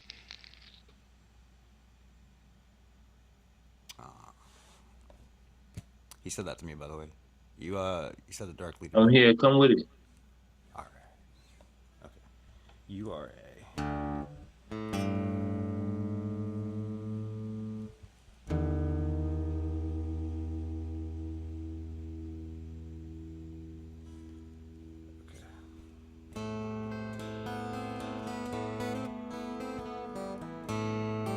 Nice. Keep that going.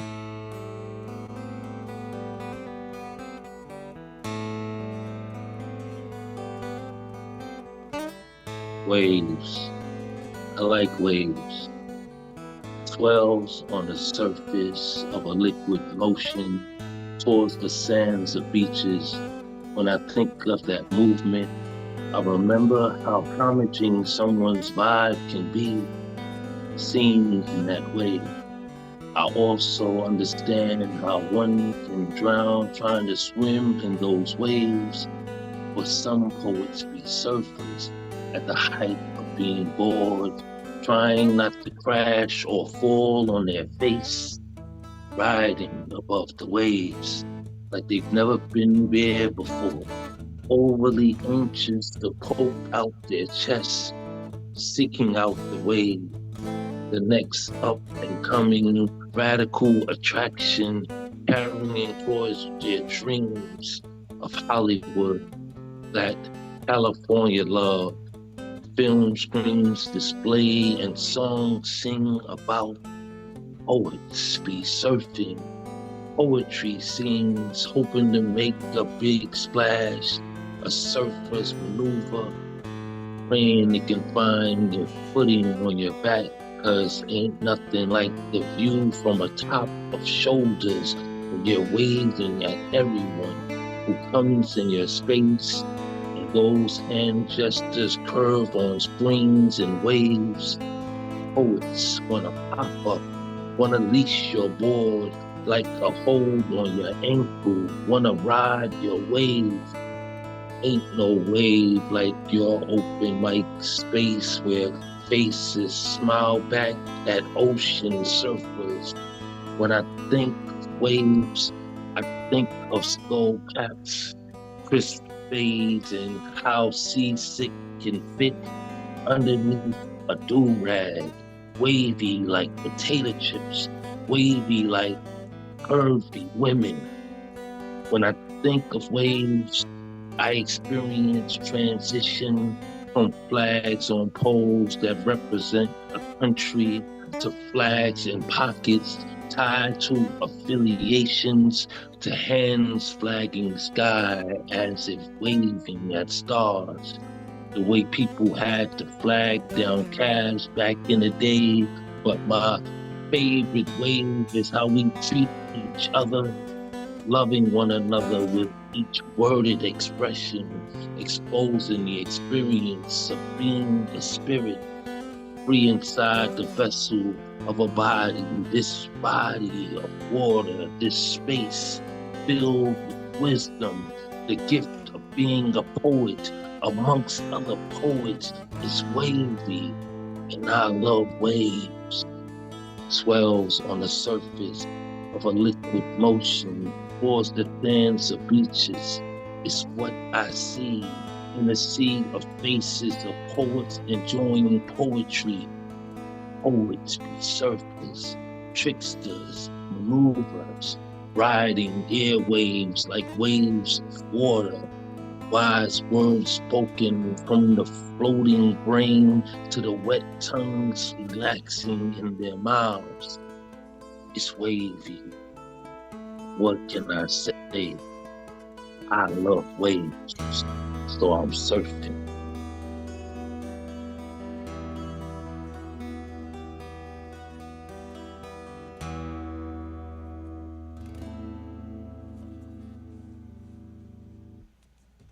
Thank you. Awesome. That was cool. Yo, Wish, was that Everybody. freestyle, bro? Okay, fuck me. Oh, my bad, dude. I just. No, it wasn't a freestyle. I Ah, don't freestyle too tough, but it's something brand new. That's actually the first time I said it. I just wrote that tonight.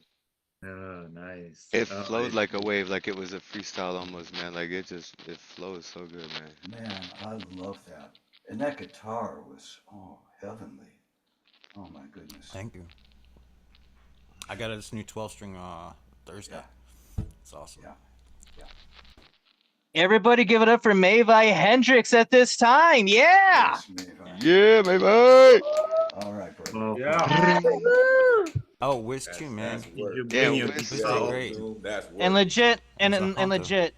legit big ups to Thomas and Mr. Witz with their bits in that piece. And speaking of Yes. Mr. Witz, I've been trying to get a hold of you. Would you like to throw down later on in the open mic in your own spot?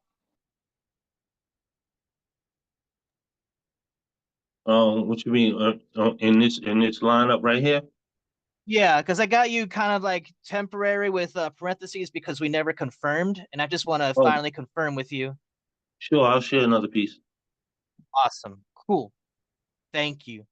I don't want to be, in the realm of assuming people want to be, already in. So I just like to confirm.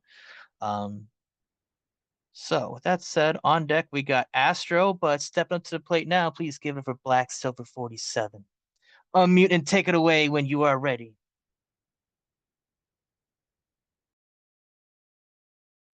You said I'm up?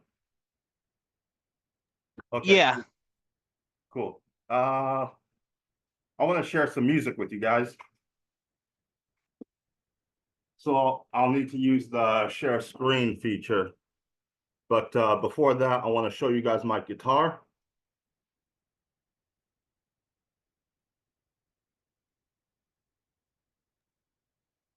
I just enabled share screen settings. Okay, I have some original music that I'm going to play for you guys. I like to just show my recordings because it's just a lot simpler that way. For me, anyways, as opposed to trying to play live. And this is my guitar. I call it Abandon. It's got a little Phoenix on it. It's a little travel size guitar. And I really like it. And so I'm going to share with you guys something I played on it.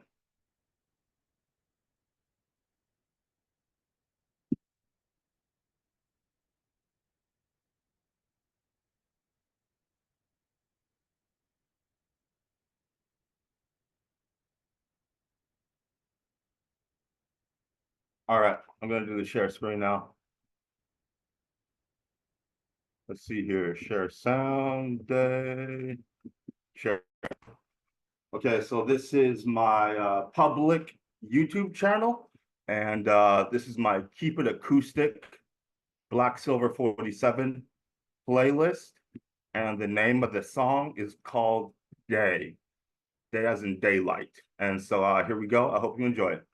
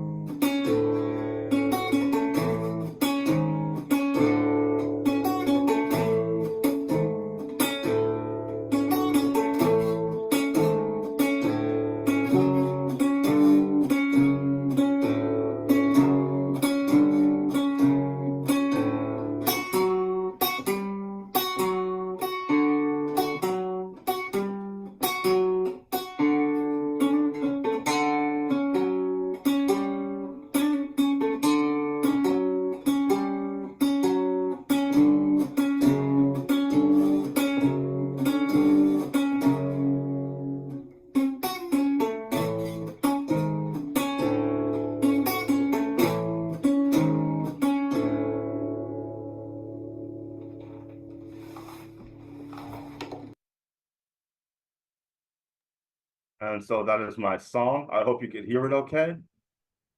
And I do have a poem that I'd like to share after this, if that's allowed. Okay, I got the thumbs up, so I'm gonna go ahead and read. All right, here we go.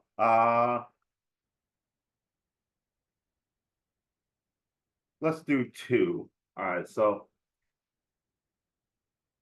this poem is called 2. Here we go. Heads or tails, flip a coin. It's a lot like life. One side, serenity and wish fulfillment. The other, misery and disappointment. Heads or tails. With the good comes the bad, and with the bad comes the good. Stop looking for things to be perfect. In order for something to be perfect, it can't be. Everything has 2 sides, as above, so below. All you can do is live your life and hope for the best. And that's my piece. That's what I got for tonight. Thank you for listening.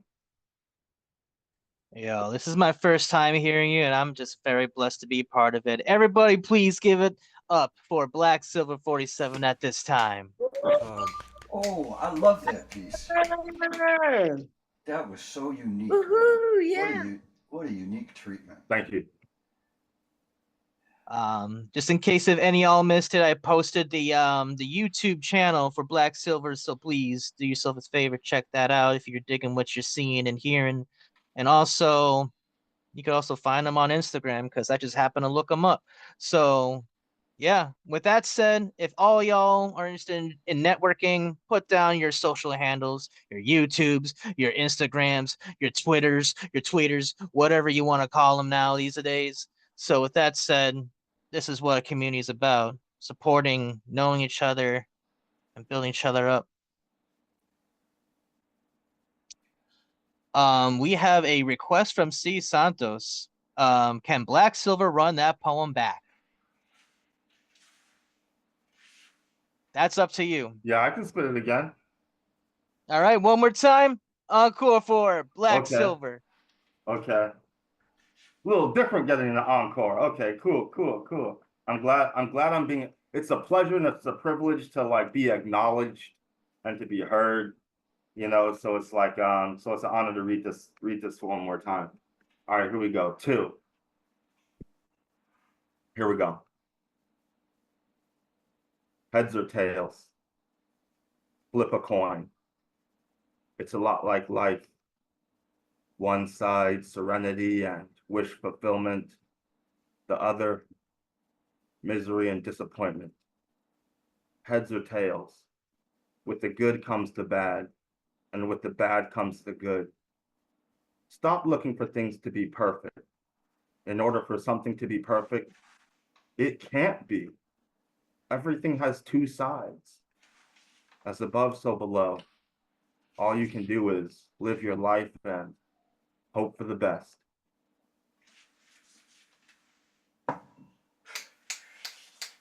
There it is.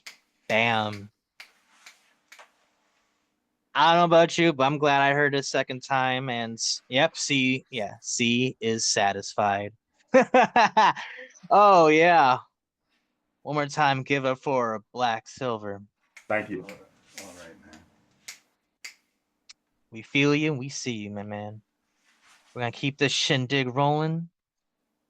On deck, we got Principe. But at this time, please give it up for Astro. Unmute and take it away when you are ready.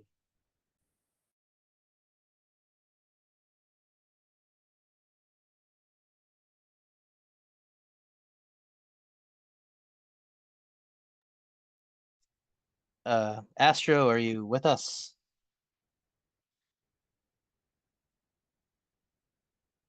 Well, okay. I'm gonna take that slightly awkward moment of silence as that we have to get back to you. We're gonna proceed on then. So tentatively speaking, on deck is Astro, or maybe Generalissimo. We'll find out.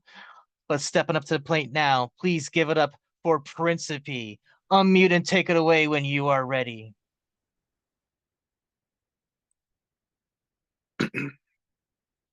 Sunshine gods. The sunshine gods have risen this summer. Each day, they shoot a volt of energy in me. There's an edict from the god to look up on myself. I don't want to surrender this electric feeling. While I can, I will stand the pleasure of the sweet leisure. Leisure in writing by cold, calm water with my pen, moving freely like a bird in the air. I dislocate emotions from my crown chakra, so I hate to say goodbye to what pushes me from the coziness of home to a simple and beautiful. A planned NYC trip to relish the city crowded like a troop of ants, all to rejoice in the sunshine God's warmth. My New York trip with a swerve pole, I stayed in the Lower East Side. I saw a cluster of people lined up like schoolyard children to party till the sunshine God rose to awaken the world. In the day, subway riders holding in one hand portable fans to fill an invisible whiff of cool air, not a sizzle or heat. I devoured wonderful food, chicken and rice sprinkled with ghost-like sauce. I ate it until I couldn't. Bon appetit. Whizzing subway I rode on, muggy and dry air, hover like fighter jets. Impressive art grasping at my face. A brown rug with horizontal lines. Pictures of a Pittsburgh woman with loved ones. Beating in variety in the Museum of Modern Art. Each time, ticking second, the continuous chasing of subways and the crowd compress my space. Much more than I can handle in this battering heat. The sunshine gods have offered. So it's a race to get home. The sunshine gods have no way this summer. Post-harmonious ashes, a grew from silence, spaces of hidden corners. My childhood was spent alone as if I was a castaway. Now that I'm grown, post-harmonious ashes speak what I won't express, my emotions. A variety of emotions expressed in colorful post-harmonious ashes. Each ash is a pent-up emotion in my dam on the pictured mound that's needing to be released into the city of the dead. These words I leave behind like ashes in a container. They are the ashes that get spread around in an omnipresent fashion. It will always cast a net of love and lessons. My words are post-harmonious ashes. Sin runs in me. I have an overfondness for sin. Each sin cast is a crime against my mother. Because my mother taught me better than this. The strip club I occasionally attend, from playing at Kitten Cabernet to jumping into Pandora's box. I always feed my sexual cravings. Sweet sugar got me trapped in the devil playground, in the devil triangle. Sweet sugar got me trapped in the devil triangle with a slippery slope downward, burying me like a casket. I'm still trying to climb from the darkest depths of my self-induced nightmare. Sin is always lying on me. No lie. Dealing with internal demons that try to start running me. What are the odds of winning? I'm bring one more. Before it disappears, as I sit in the park, I notice the beauty around me. Beauty abound before me today. There is beauty in my youthfulness. I'm youthful, but in the face. If I live right, one day I won't be young. One day I will be a time machine. By the age of 80, will remember my youthfulness. Before that happens, it's riches abound before being space bound. Even traveling to see the beauty in both hemispheres. Seeing the beauty of achieving dreams, that definitely seems impossible. Not really. When I'm done, I will have seen all beautiful things. Thank you. Oh my God. Everybody, please give it up for Principe at this time. Yes. Powerful, Principe, powerful. Very Thank powerful. you. Good. Welcome. Oh my goodness. So it's always a delight to have your poetry on hand here, and there's always a home for it right here. So again, thank you for blessing us with your words. Before we continue, your host here is a little bit confused because I could have sworn that just minutes ago I was told that Pinky wasn't going to be performing, but Mayvi is telling me that Pinky wants to.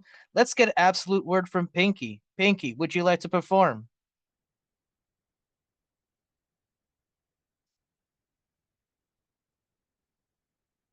Yes. Okay. Cool. I just want to make sure. I want to make sure that anyone who wants to be on this is accounted for, and I want everyone to be heard. Definitely. I'm gonna put you in second to last. All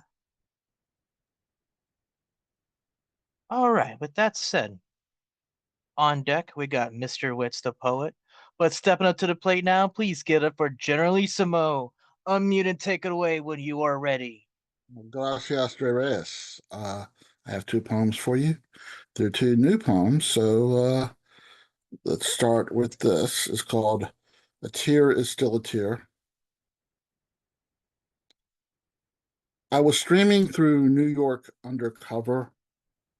Around season 2, episode 17, Luther Vandross was singing A House Is Not a Home live in a jazz club. The first line of the song hit me hard. A chair is still a chair, even when no one's sitting there. I'd been needing a good cry for at least 5 days, but my tear ducts had refused to well. Life had been flipping me off with both hands and sticking out its invisible financial foot every time I walked by to trip up my immediate future. The idea that fate is inescapable had refused to escape my sense of inescapable destiny. Not that this chain of events would continue to act like an infinite domino chain. So I was sitting at my desk watching this cop show from the 90s. They're in a jazz club owned by one of the cops' fathers. Luther is there singing one of the greatest tear-inducing songs of all time. It was the first line that caused tears to well, then the second line, but a chair is not a house, and a house is not a home, found a warm tear rolling down my right cheek. Burt Bacharach and Hal David's lyrics continued to pierce my heart. When there's no one there to hold you tight and no one there you can kiss goodnight. And as Luther painted the atmosphere with his soul, I felt tears falling down both sides of my face. Their salinity invaded my pores with a stinging sensation, then began to soak my wiry beard. But the show only included a portion of the song, cutting me off from my catharsis. I washed the saline from my face and felt a bit born again minus Jesus. I returned to my laptop and Googled the song. I listened to it all the way through, but no tears fell. My sinuses were as clear as the aquamarine water on the redneck Riviera. I closed the laptop. Life was still flipping me off with both hands, but I was breathing cleanly, and I knew life's fingers would soon cramp up. And let me do this other poem, which is called Undertow. Toes underwater, then ankles, then knees, then hips, then belly, ribs, chest, dunk, head, and hair. Lower shoulders fully submerged. Head and shoulders rise into atmosphere. Face feels alive. Eyes witness horizon. Inhale salt air. Smile about phase. Left foot forward, right foot forward, left foot, right foot, left foot. Approaching shore, undertow, toes me under. Lips pursed inward to preserve breath. Salt water and eyes shut tight. This ocean and abyss, pulled farther out to sea, body tumbling with current. Human arms cradle from behind and under. Hands grab shoulders, head above water. Body pulled to shore, dragged across wet sand, laying on dry land. Nose breathes in atmosphere. Mouth wheezes and gasps. Eyes open, burning from salty water. At least a dozen sets of feet and ankles surround me. I hear his voice above his legs. Are you okay? A small hand grabs his hand. A small voice asks, Daddy, are you a hero? Thank you. Thank you. Everybody at this time, please unmute, show your love for Generalissimo. Yes. God. One of the most Woo! powerful retailers in the Zoomverse, that's for sure. That Much just love. took me completely by surprise. Oh, and thank you, Dre, for putting the word jamming in there. Oh yes, and with that said, if you are digging what you're hearing, expect more of some hard-hitting action from Generalissimo on Word Jam and Tuesday the 24th at 7 p.m. Check it out at Jane Spoken Words Instagram for more details on that. And It's also, bound to be a dope time. Miss Betty, if any of y'all have been to Mr. Witz's open mic and you have heard Miss Betty, you know that she's a force to be reckoned with. So she's also there. Ooh. I wish I have that day off because they just had me closing Tuesdays, Wednesdays, and Thursdays. And it's just been a little bit of a pain in the ass sometimes, but I try to figure out ways to show up one way or another. Thank you again, Generalissimo, and thank you for spreading the word on that.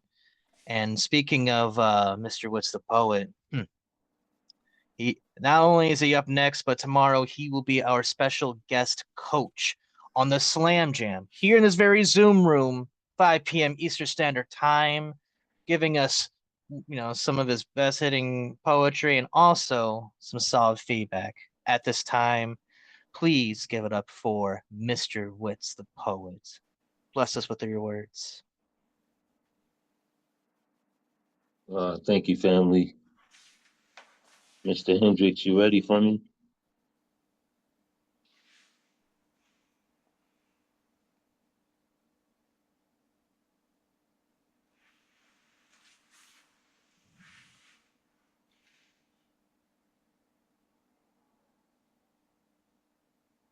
All right, I'm ready. Sorry about that.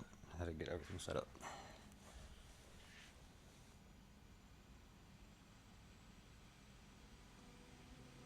Okay, go ahead, my brother. Start to set it off.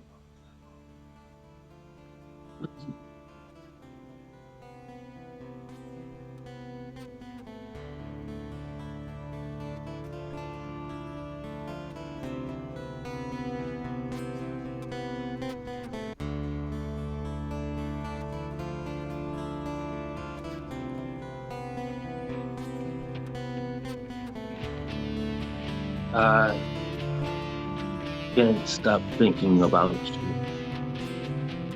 It's surreal how you show up in my sleep as if you have a key, a silhouetting skeleton to my psyche, which has undoubtedly become your own. Is it unhealthy for me to want to be with you? Or am I just sick of being alone? Because if the latter, then why is your face? Let me go back. Keep that Keep that going. Let me start over.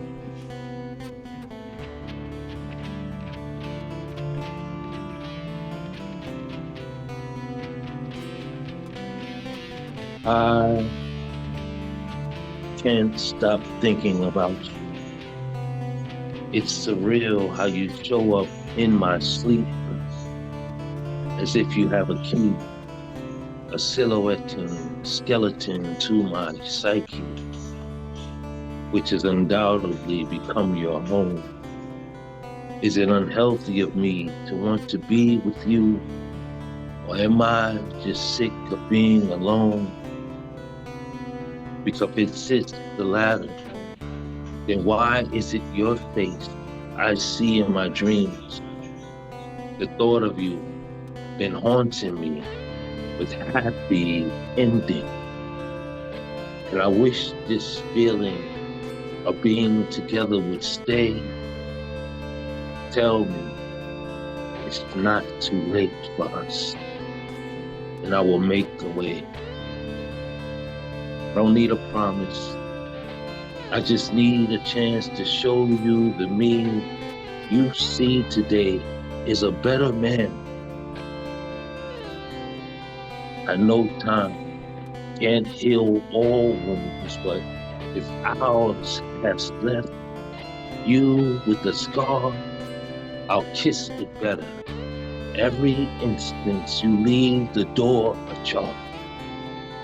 It's hard seeing you without wanting to hold you. I wall off my thoughts to keep a smile on your face. But if I never say this, my spirit will be lost in our space. I miss you more than you can imagine. I don't intend for this to rewind us back like nothing ever happened. We've both grown past our past, so ain't no point of dragging yesterday.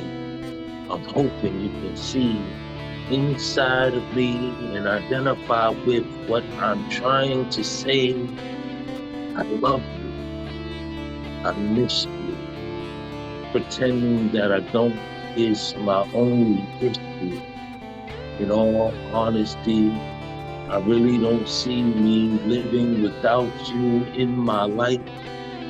I started to jot this down on paper and give it to you in a handwritten note, but not knowing when I'll see you next has me putting it down in a text, and I truly am unsure if this will again be choked up in my throat, medallion in my chest, adjacent to my heart.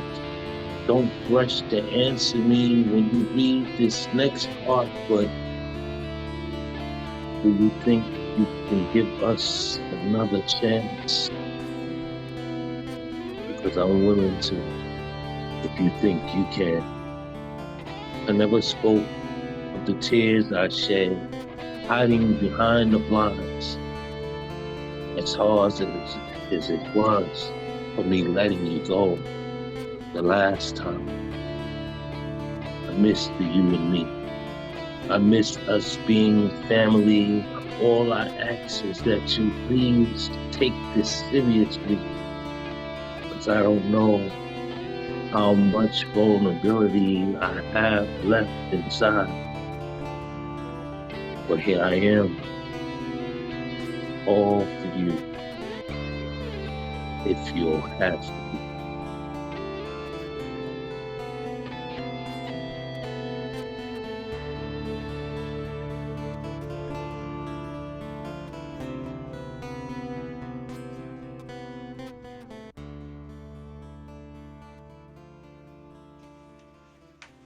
Thank you, Mr. Hendricks. I appreciate you so much, brother. That was awesome, dude. That was amazing Almost all had me crying around. there. I really love that. I really love that. Man, the guitar, that was just ethereal, that lead work. And the poem and the rhythm of the music were just so in sync. It's just like the music led the words, and the words led the music, and they were just that blew me away. I would love to do it with Thank everybody. you, Joski. Thank you, bro. It's gonna be cool. I'd That was love to awesome. see you both perform it live, like with that same guitar, that same guitar and same poem. Like they go along just perfectly. Yes, really cool. I just want to quickly add, if there is a way that we can construct some kind of an audio album where we have Mavi just doing collabs with a bunch of poets, that would be pretty cool. And because Mavi has just a really cool way of just kind of, you know, not getting in the way with the poetry. It just has a way of seamlessly, etching itself in there, and it's superb. It's like chef's kiss material. At this time, I just want to give it up for Mavi one more time and Mr. Witz, the poet. Hell yeah. Absolutely outstanding. Beautiful work, both of you. Oh boy. So we got one more poet. Let's end this show here. And yeah, look at him. So at this time, please give up for your host, Ray Reyes. Why, thank you. Oh my god. So I got two pieces for y'all. A second one needs to happen because the first one's just too sad. It's new shit. It's sad shit. New sad shit. um yeah, so this is called My Heart's Resignation. After 2 decades in a love game with nothing to show for it except callous scars and chronic pain that the naked eye cannot see, I hereby formally announce my retirement as a lover, effective immediately. Don't expect me to pull a Michael Jordan and come out of retirement once, twice, or maybe in another sport. I don't understand to an extent the power of words. I mean, I understand to an extent the power of words, and I don't want to cheapen mine with contradictory behavior. I have nothing left to give after giving my all to the wrong people and giving whatever was left to, ironically, the most deserving. I've never felt this guilty and sad for loving someone before. For wanting to experience nobody else can. Every attempt at love is just another pathway to disappointment. There's no point in trying anymore, for expecting anything different defines as insanity at this point in time. I don't want to hurt others and see their tears run down their face like a stampede of sadness, trampling whatever happiness ran across their face a moment prior. I don't want to offer anyone something I don't have anymore. I lost myself for this, and I don't want to lead anyone down a goose chase for fool's gold. Few have seen bodies of love that have decayed in the fashions I have seen, and repeated instances have got me mentally frayed, with many times looking back that I should have stayed in my own lane, but I was the crash and burn type who played a little too dangerously at the expense of others who paid the price in the form of car wreck love. Have you ever watched a heart bleed for you before? Have you ever watched your heart bleed for anyone before? Have you ever found yourself caged in your own feelings? Have you ever found yourself unable to pull the trigger? Have you found yourself wondering with regret what the point of all this is supposed to be, other than redefining courtship as an impracticality? I'm done being reinforced with the idea that all good things come to an end. I'm done with having to pick up the pieces because my body is starting to ache from bending over and bending on my knees a little too much. I'm getting too old for this shit, can't you see? I'm emotionally unavailable to take your call. Please leave a message after the beep. Poem. So there's that piece. Now I can burn it. Now here's a much more enlightening piece, much more powerful piece, I feel. I feel Zomkhonto brought this out of me tonight, so here's Word Junkie.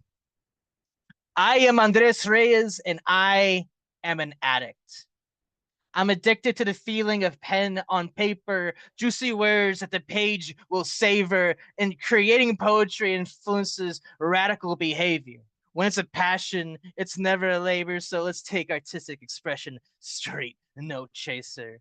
And scream the eternal cries resting within Mother Nature. May all our poems be star-destined prayers that become future lifesavers to the ones who may be our future engravers. I'm addicted to the community, the feeling of unrivaled unity, achieving spiritual immunity, that not feeling like a minority, the wonderful souls and personalities where every day feels like a ceremony, a celebration of our humanity. I'm addicted to the energy of comfortably showing vulnerability, relaying hurts into healing creatively, and relaying that into a frequency from minds to throats to technology to the world and around me with the hope that maybe my words can provide validity in someone's reality. I'm addicted to poetry. Can you feel me? Can you dig it? My system refuses to make antibodies for the creative bug that embodies all of me. I'm addicted to poetry and the ability it gives me to be a little wild, to be a little crazy, testing language and pushing it to its boundaries just to see what it could be for shits and giggles and scientific theory. I'm addicted to poetry and the spiritual liberty it brings to me. I am a word junkie whose only fix is poetry. Again, my name is Andres Reyes, and I am an addict. For there is no high in the worlds that compares to spoken word poem.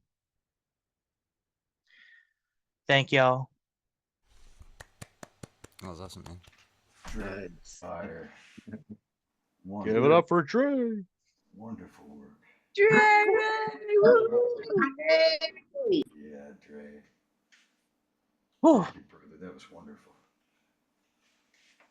That was a fun release, and it's just nice to be able to have this moment with all y'all and to spend this, part of the week with all y'all. And seriously, thank you to everybody here taking their time to chime in here for Zomkhonto to share their material. As I keep on saying, it takes a lot to make a stew, and we just all have these fun ingredients, these fun textures that just give us a nice, rich, spicy gumbo that we're looking for here at Open Minds. Before we close this show off, I just want to just remind everybody, uh, check in on Instagram on Open Minds Open Mic and the Slam Jam, the One Slam Jam, for any and all updates regarding Open Minds matters. Again, we got the Slam Jam tomorrow, 5 p.m. Eastern Standard Time. We got Mr. Witz, the poet, as our special guest coach. You don't want to miss that. If you're digging what you're hearing tonight, oh, you're gonna be digging more of this shit tomorrow. Let me tell you. Chaos Magic every Monday night at 8 p.m. Eastern Standard Time. Bring a cover, bring an original. We'll appreciate whatever chaos and magic you bring to the table. Harley Artists every Tuesday night, 5 p.m. Eastern Standard Time with with co-host Catalyst and Whisper Poet. Also, Come As You Are next Thursday. C. Santos, Jackson Riley, 6 p.m. Eastern Standard Time, Thursday night. And also, we'll see you next Friday here at Open Minds with CP Mays as our special guest feature. Oh man, it's gonna be a thunderous time. It's gonna be hitting as hard as concrete. Holy shit. With that said, this concludes yet another amazing night of Open Minds, Open Mic action. Big shout outs to Zomkhonto, our special guest feature tonight, who just brought us for a wonderful magic carpet ride with his poetry. Seriously, we love you to bits. And let us know if you need to, boost your whatever you got going on. We'll be here to support you with that. And with that said, thank y'all for spending your nights with us here at Open Minds Open Mic. Until next time, please keep writing, please keep loving. Peace and love to y'all. Good night.